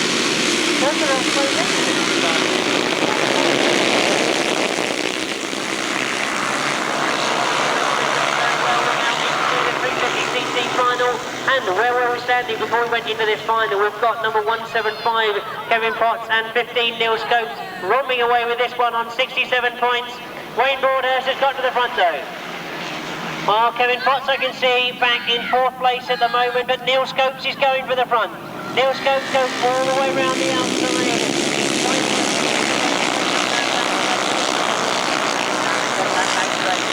Look at the way they're doing that top end, Wayne Broadhurst, showing that he's not going to make it easy for Kevin Potts and Neil Scopes. As we go into the second lap, it is Wayne Broadhurst that leads.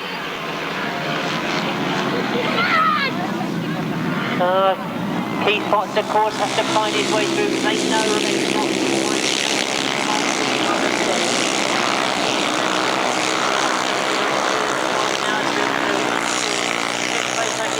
as we look to the front, it's still the flying Wayne Broadhurst that's got away. Neil Scopes again goes after him as they come past us.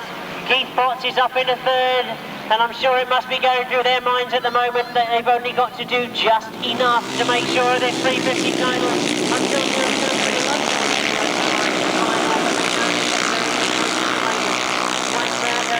partnered with Bill Vaughan, and so we'll be looking for 99 as they come round.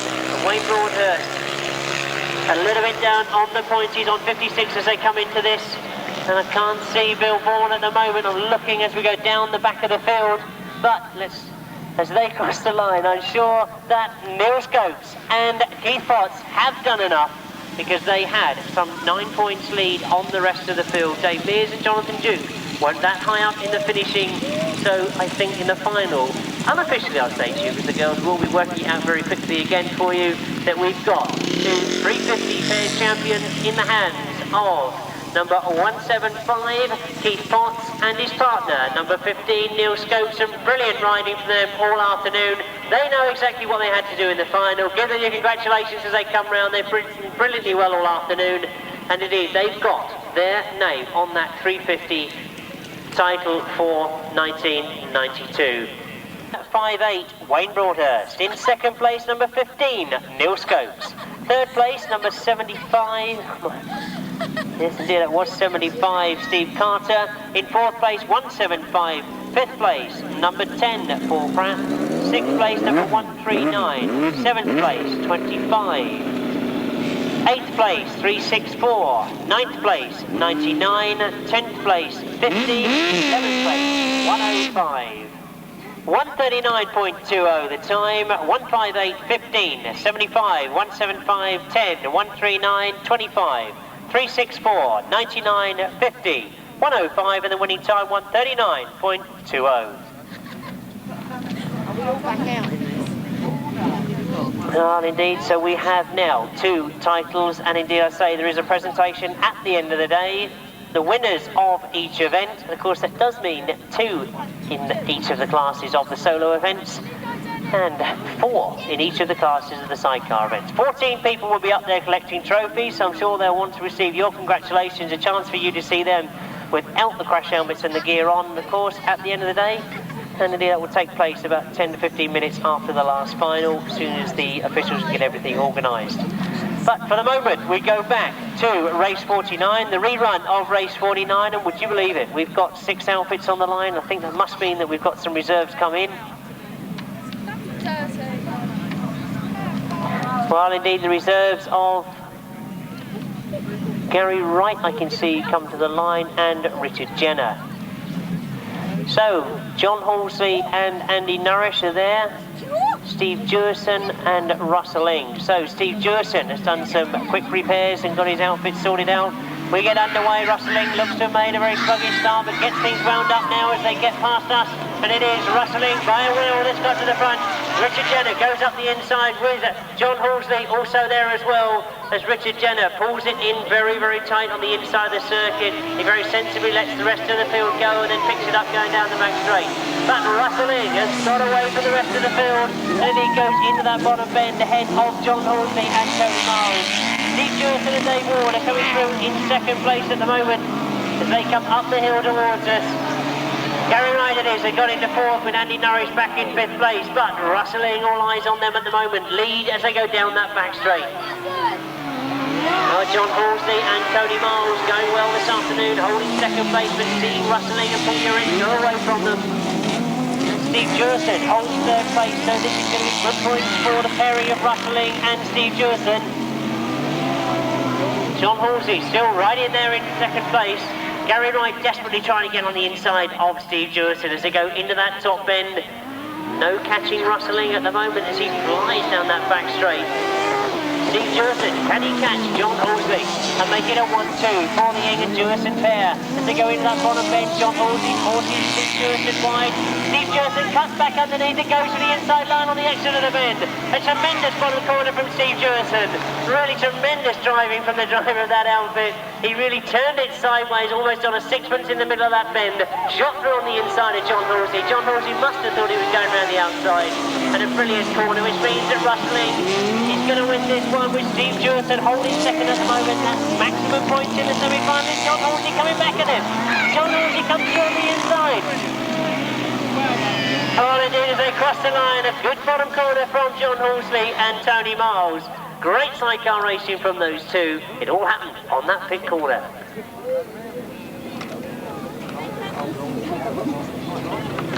Number 6, the second of the sidecar semi-finals, rustling and Bullurich.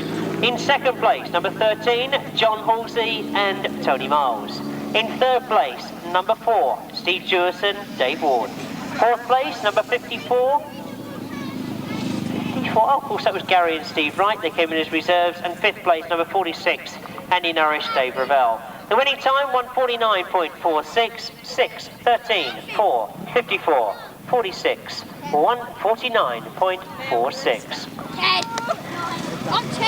Well, we of course have had the 250 and 350 finals. We now move on to the 500cc sidecar finals. I can give you by number only. I know the pits are desperate to know the finalists for the 500cc solo final. While the sidecar drivers are getting themselves to the pits, hopefully you can hear me in the pits.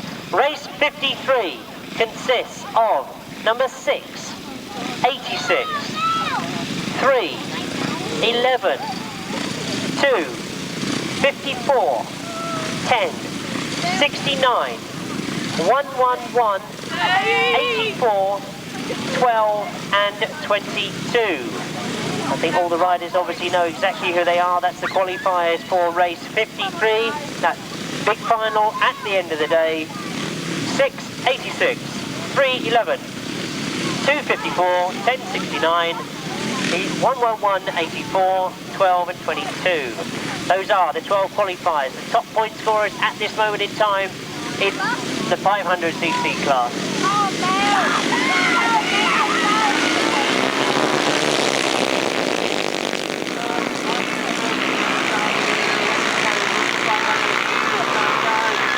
How do we stand at the moment? We've got the 500cc sidecars underway as they go round that first bend. You can see who's leading at the moment. It is, of course, Mel and Lester Goodwin, Dave, Ravel, and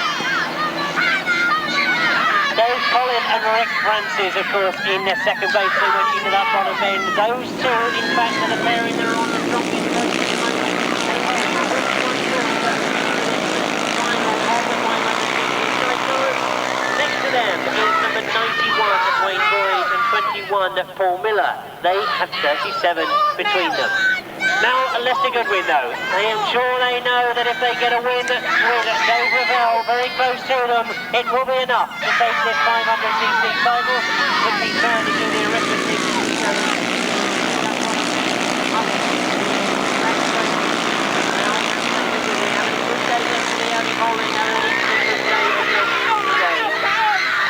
Eight points it is for a win in the 500 sidecar table. 8 it looks like for Mel and Lester Goodwin. Paul Miller doing his best to try and score hard if he can, and Rob Roos, they're holding second at the moment. It's getting very, very close to Mel and Lester Goodwin. So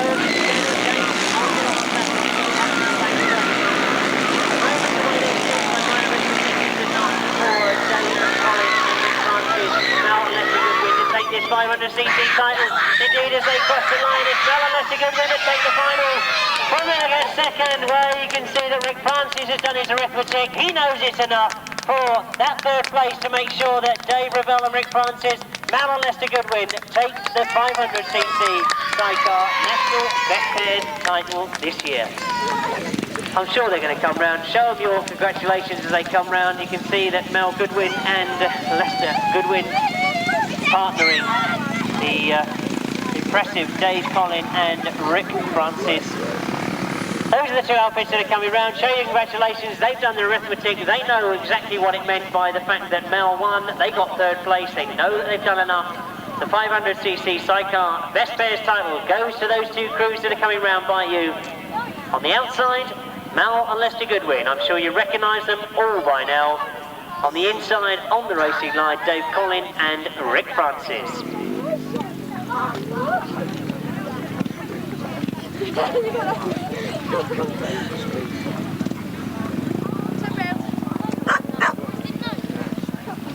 And Rick Francis to win the 500cc Best Pairs title for 1992.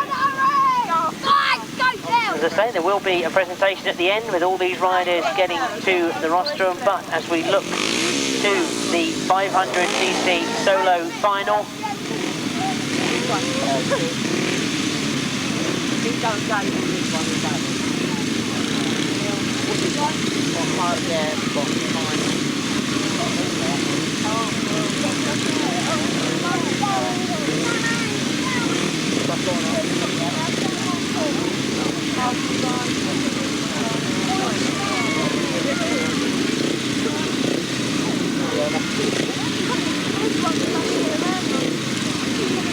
oh, look, you've only got everything.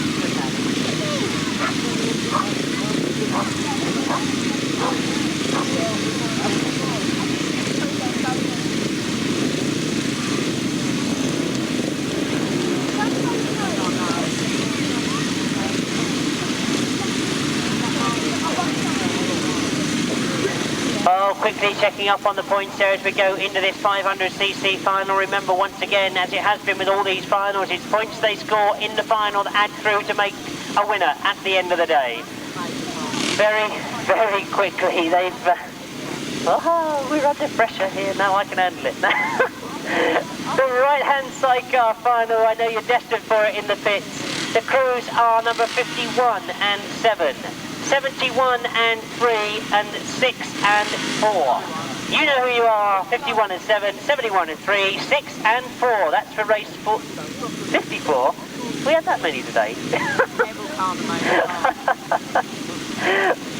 Oh, I thought I ought to write that in my programme as well so I know what's going on, shouldn't I? 71 and 3, 6 and 4. Right, we know who they are. So we turn back the page to the 500cc solo final. Let's quickly remind you what we've got. We've got, going to the final on 92 points at the moment. Number 6 and 86, that's Jeremy Doncaster and Paul Hurry. Going to the final on 87 points, sitting at the moment in second place, number 3 and number 11. So, it's going to be tight, it's going to be close. Remember, there's 12 points for the winner, 11 for second, 10 for third, 9, 8, 7, 6, 5, 4, 3, 2, 1. You know how it works. 92 to 87. That's the deficit at the moment, 5 points adrift. Very simply, Marvyn Cox and Steve Schofield must score 5 points more than Jeremy Doncaster and Graham Curry. There's a lot of riders out there that could put the cat amongst opinions. Right? Should I say Graham Curry then? It's been those sort of days. Yeah, they'll probably do that. It's had a harder chance of scoring 5 more than 4 points.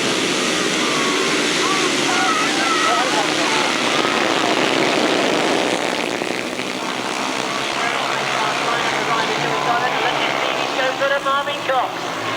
Well, now we're going to start doing the arithmetic, because can Jeremy Doncaster get up back at those front two? Stevie Schofield and Marvyn Cox have got away from Doncaster, but Hurry is up into 4th place. So, those two, as I said, they've got to get 5 points more in this final than Jeremy Doncaster and Paul Hurry.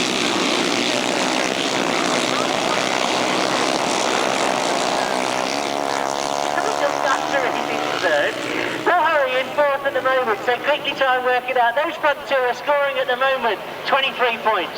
The next two are scoring 19 points. Between 23 and 19 there is only 4 points different. That's not enough. By my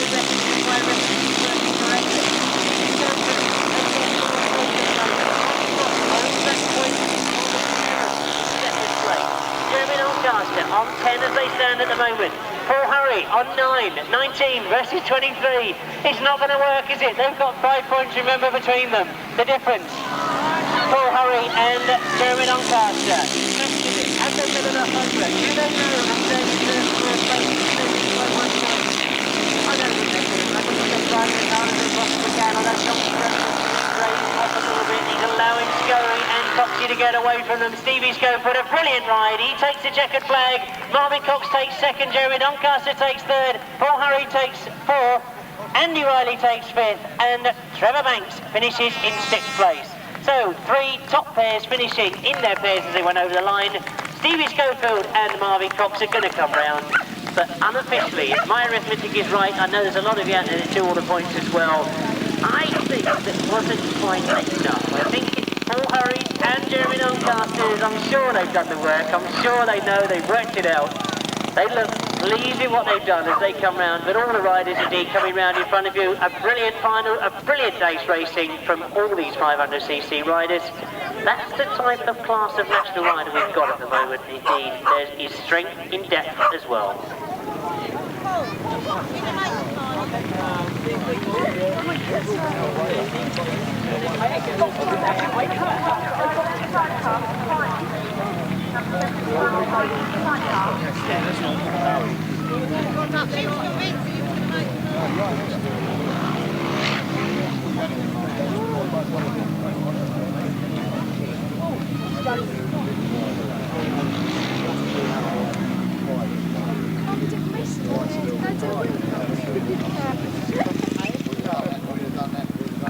Well, let's quickly work it out for you then. The official result, if those of you want to keep your programmes 100%, the official result of race 53, a win for number 3, of course, Stevie Schofield. In second place, number 11, Marvyn Cox. Third place, number 6, Jeremy Doncaster. Fourth place, fifth place, number 54, Andy Riley. Sixth place, number 2, Trevor Banks. Seventh place, number 10. 8th place, number 111. 9th place, 69. 10th place, 84. 11th place, number 12. The winning time, 1:31.14. Point in front of Steve Schofield and Marvyn Cox. 111 they finished on in front of 110. A brilliant result. In third place, Andy Riley and Trevor Banks. The 1, 2, 3 then, Tolhurst, Jeremy Doncaster. In second, Marvyn Cox, Steve Schofield. In third, Trevor Banks, Andy Riley.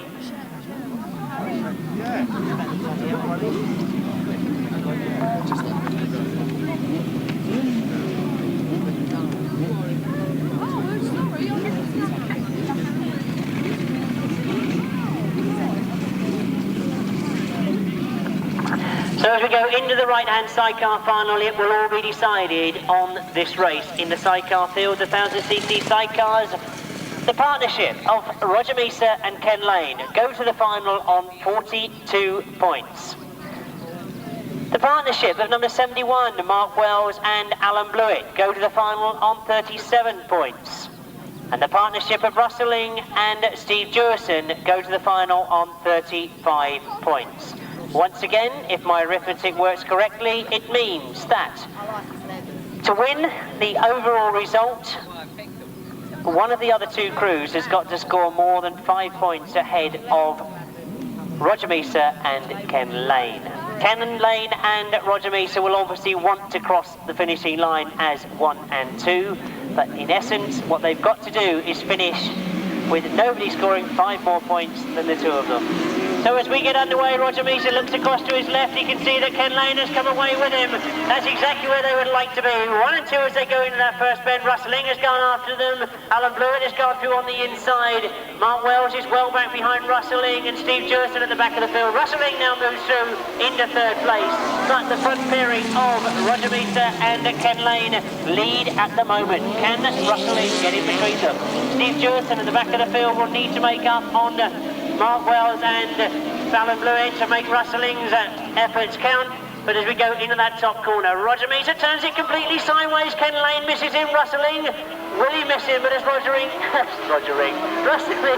through on the inside of Roger Measor. As indeed Roger's got himself sorted out, but he's right at the back of the field.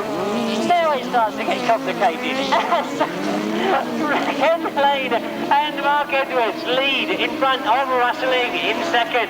Alan Blewitt in third. And indeed problems for Roger Measor. I don't know whether that was a puncher or something. Indeed it looks like a back wheel puncher for Roger Measor as that outfit goes completely sideways. I know Roger will be able to finish. He's ridden with a back wheel puncher before and finished with even worse than that before. But quickly, can we work the points out? We've got, going into the last lap, Ken Lane and Mark Edwards. So they must indeed be sitting on 6 points at the moment. Rustling sitting on 5 points at the moment. Alan Blewitt sitting on 4 points at the moment, and Steve Dewison trying to get through in front of Mark Wells. Well, as you can see, Roger Measor still coasting round because he knows he'll pick up 1 point just by finishing, and that may be important. You can see already that tyre is separated with the rim. That's indeed exactly what it was, a puncher for Roger Measor. But as they cross the line, it's Ken Lane and Mark Edwards that take it. From Rustling and Paul Urich in second. Alan and John Blewitt finish in third. Mark Wells and Kevin Jarvis finish in 4th place. The 5th place was outfit number 4. Steve Dewison and passenger Dave Ward. And we hope that Roger Measor will complete race distance. He's indeed coasting round the bottom of the circuit now, so we can preempt that we're going to put 51 into 6th place. But of course he's got to cross the finishing line. He knows that better than anybody. Indeed, if those people on the gate making sure that Roger Measor does indeed finish, because if we add quickly together the 6 points and the 1 point means 7 going on 42 makes 49. Unofficial this, I must add. The other next to them, 37, well, I think they've worked it out that they've probably done enough as they cross the line.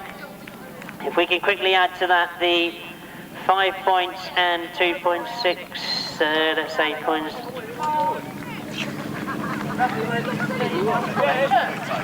Well, indeed, quickly working it out, and the point scorers have done it quicker than I could do it because I was trying to see what was going on around there. But as you can see, they've already realised it. The winners of the 1992 Best Pairs are indeed on 49 points, Roger Measor and Steve Bailey, Ken Lane and Mark Edwards.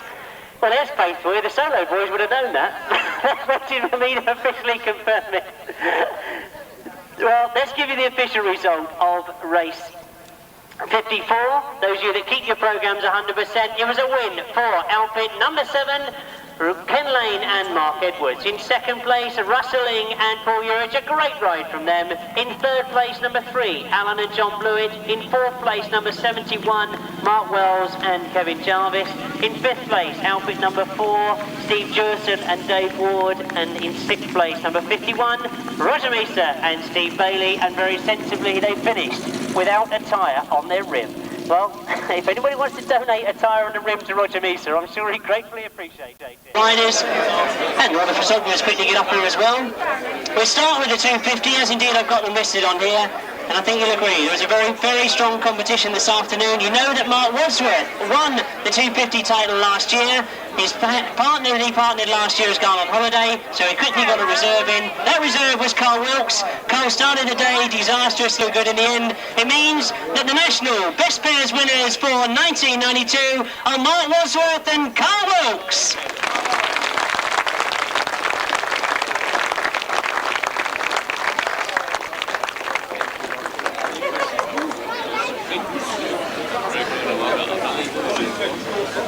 The other one is coming up then.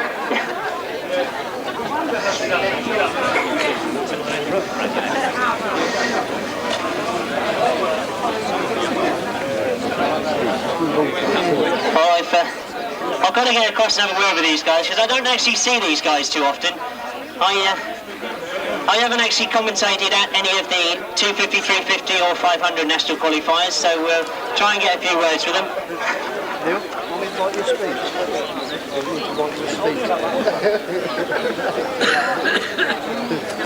Keith said let him do it. Well, I'm going to have a quick word with you, Mark. I want you over here for a minute, because you're the one that carried this title through from last year. You had to... How long ago was it you knew you had to get somebody else to come with you? When Ian told me he was going on holiday, it's about probably 2 weeks ago. Only 2 weeks ago. So, how soon did you let this man know that he was coming with you? I rang the club and they said that Carl Wilkes has been on the phone looking for a partner, so they gave me his phone number actually. Well, that seems like a good idea. Carl, you must have been pleased when somebody let you know that you were going to be partnering Mark Wadsworth. Yeah, very pleased. I'm glad you rang, Will. I don't think I've met a ride. He's not going to let me get this microphone back, is he? You should be a sidecar passenger there like that. Well, I must admit, congratulations to both of you, because I mean that first ride you had earlier on today, it looked like it was going to be a disastrous day for you. Yeah, I had the gearing all wrong. But the second time I've been on a track this big, I changed the gearing for the final, it paid off. Well, I think I can say to all that stayed here for the presentation, 1992 winners, Mark Wadsworth and Carl Wilkes.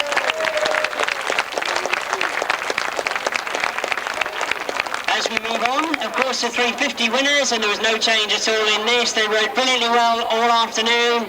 I've got to cheekily say I don't think I've seen Neil Scopes on a 350 before, but he rode brilliantly this afternoon. The winners of the 350 National Best Pairs is, of course, Keith Potts and Neil Scopes.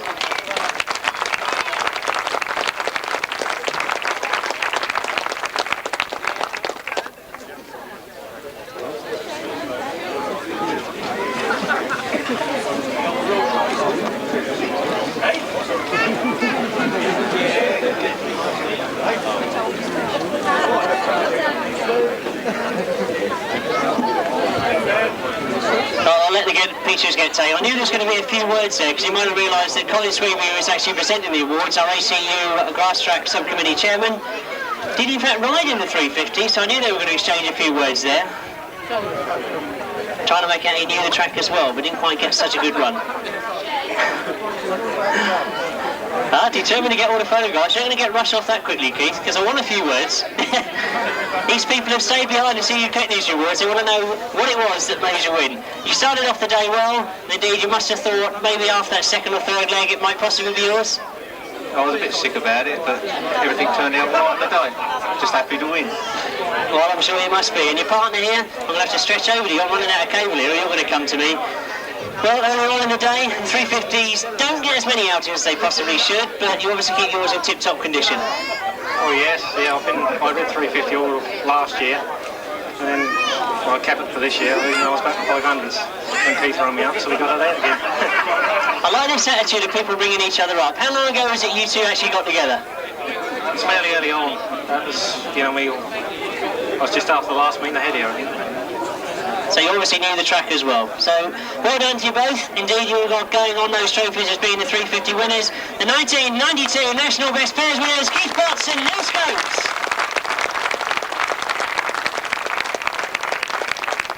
We'll stay with the solos because we move on to the big 500s and everybody starts to disappear. I can face it. It's only information I'm given. The winners of the 500cc solos. What a brilliant ride they had all day long. I think it was only those early rides when S.E.R.A had that engine problem. You might remember when he was leading.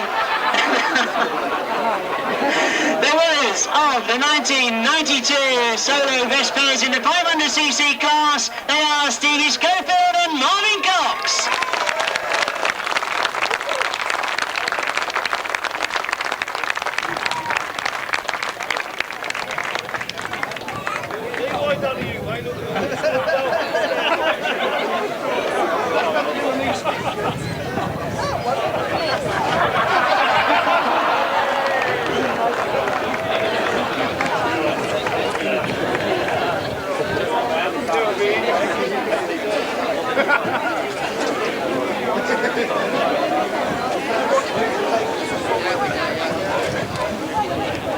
So I'm trying to get out the pictures here if I can.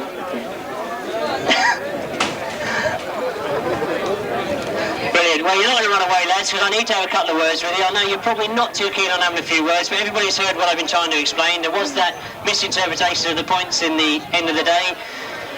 I've got to ask you the obvious thing is, were any of you aware, or any of your pit crew? Oh, I definitely wasn't, no, but I'm glad a certain person told us, and it worked out quite well, really. I mean, she no names, Phil. I don't know if he's about, but no, you know, it was. I think the crowd got their money's worth today. I think it was good racing. Very pleased that we won it, but you know, just feel sorry for Harry and Donkey. Well, I think there's a lot of people that would share that sentiment, because indeed they did ride brilliantly well all day. But Marvyn, I've got to say, you did at one time attempt a bit of team riding. Was that on your mind at all today? Well, yeah, me and Scully are not the best of team riders. I'm at Paul regular on Wednesday evening, but I said today, if we get clear, sometimes it's pretty wise to take your own sort of line than try and stick together. So that's what we sort of done. If we was together, then we'd stay together. Well, that seemed a good policy, and it certainly seemed to work for you. You've got some big meetings coming up, I know, on the Speedway, but we're going to see you a bit more on the grass as the year goes on. Yeah, there's plenty of grass meetings coming up, so I know I'm doing it, I'm sure Marvyn will be, so it'll be nice to see the English supporters, it's great. That's even clearing the rubbish off the microphone for me. And I won't keep you here too long, because indeed these guys have got a lot of clearing up and long journeys to make. The winners of the 500cc solo event, the national best pairs, is Marvyn and Stevie Schofield.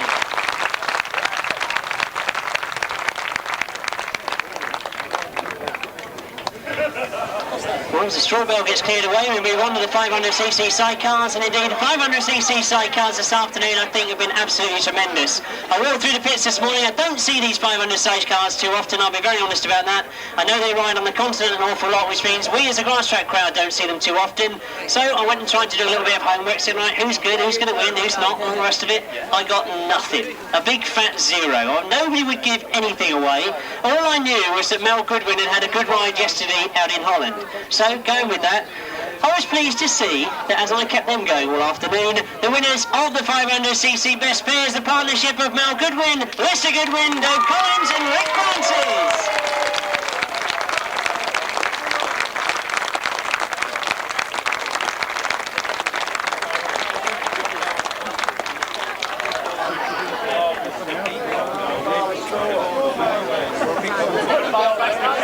I think we need a few more straw bells. Is this par for the course when you get a 500cc outfit?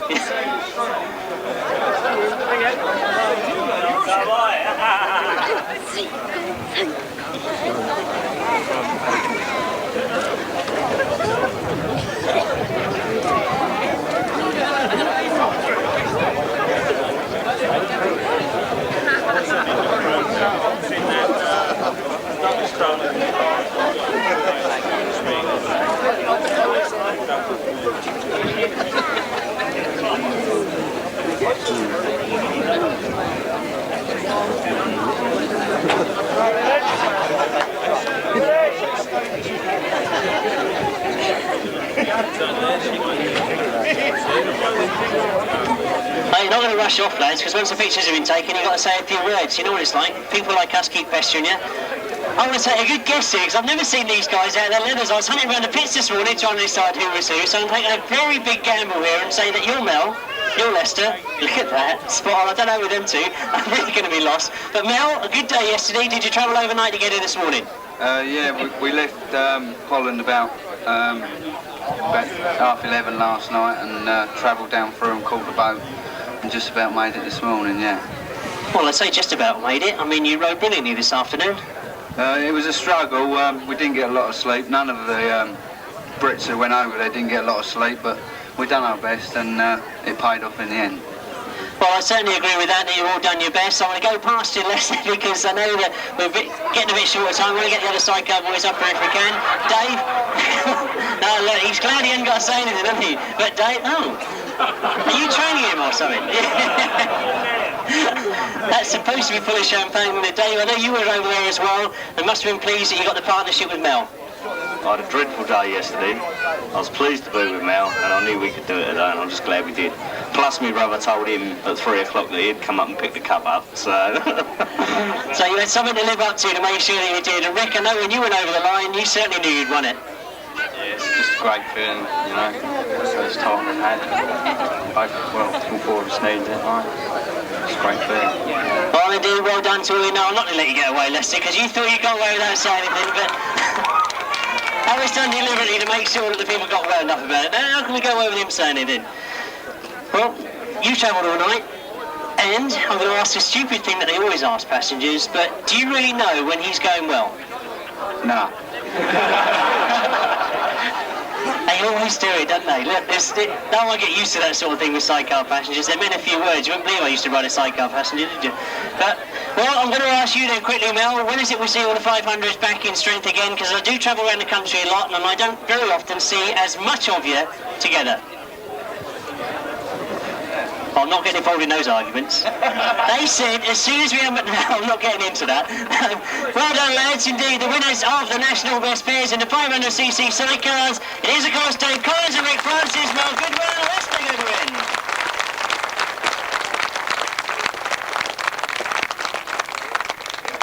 I'll turn my little bit of paper over. You know I'm not going to rely on my memory. The winners of the 1000cc right-hand sidecars won a competition that turned out to be. All the messing about with the points didn't make any difference at all in that event. It meant that, if you remember that final, I was rapidly trying to work things out. I'd almost gone brain dead before the end of the final, but I knew that Roger had a problem. I'd seen that problem after the second lap, knew exactly what it's like to try and complete a race with no back tyre almost, and I really couldn't work it out. But I know it was just by a few points in the end. Very hard fought for. They look to be the only two sidecar crews that were team racing earlier on this afternoon. The winners of the 1000cc Best Pairs, it is of course the outfits of Roger Measor and Steve Bailey, Ken Lane and Mark Edwards.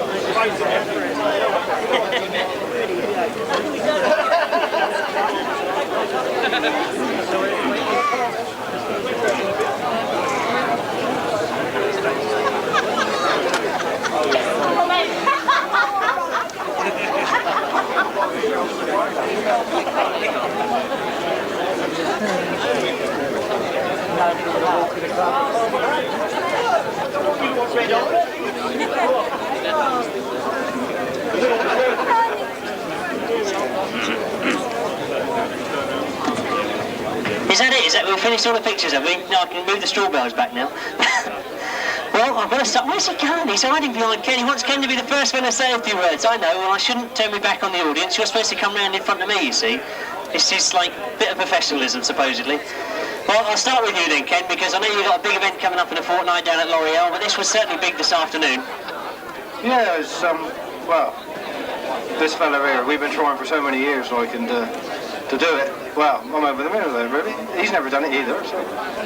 Well, there you go, there's a little bit of history that I didn't know. I didn't realise you hadn't won this one before, Roger. That was some determined riding this afternoon. I've got to ask you, earlier on in the day, were you deliberately trying to team ride? Yeah, but every time we did, we failed, didn't we? Because neither of us spotted the bloke overtaking the pair of us.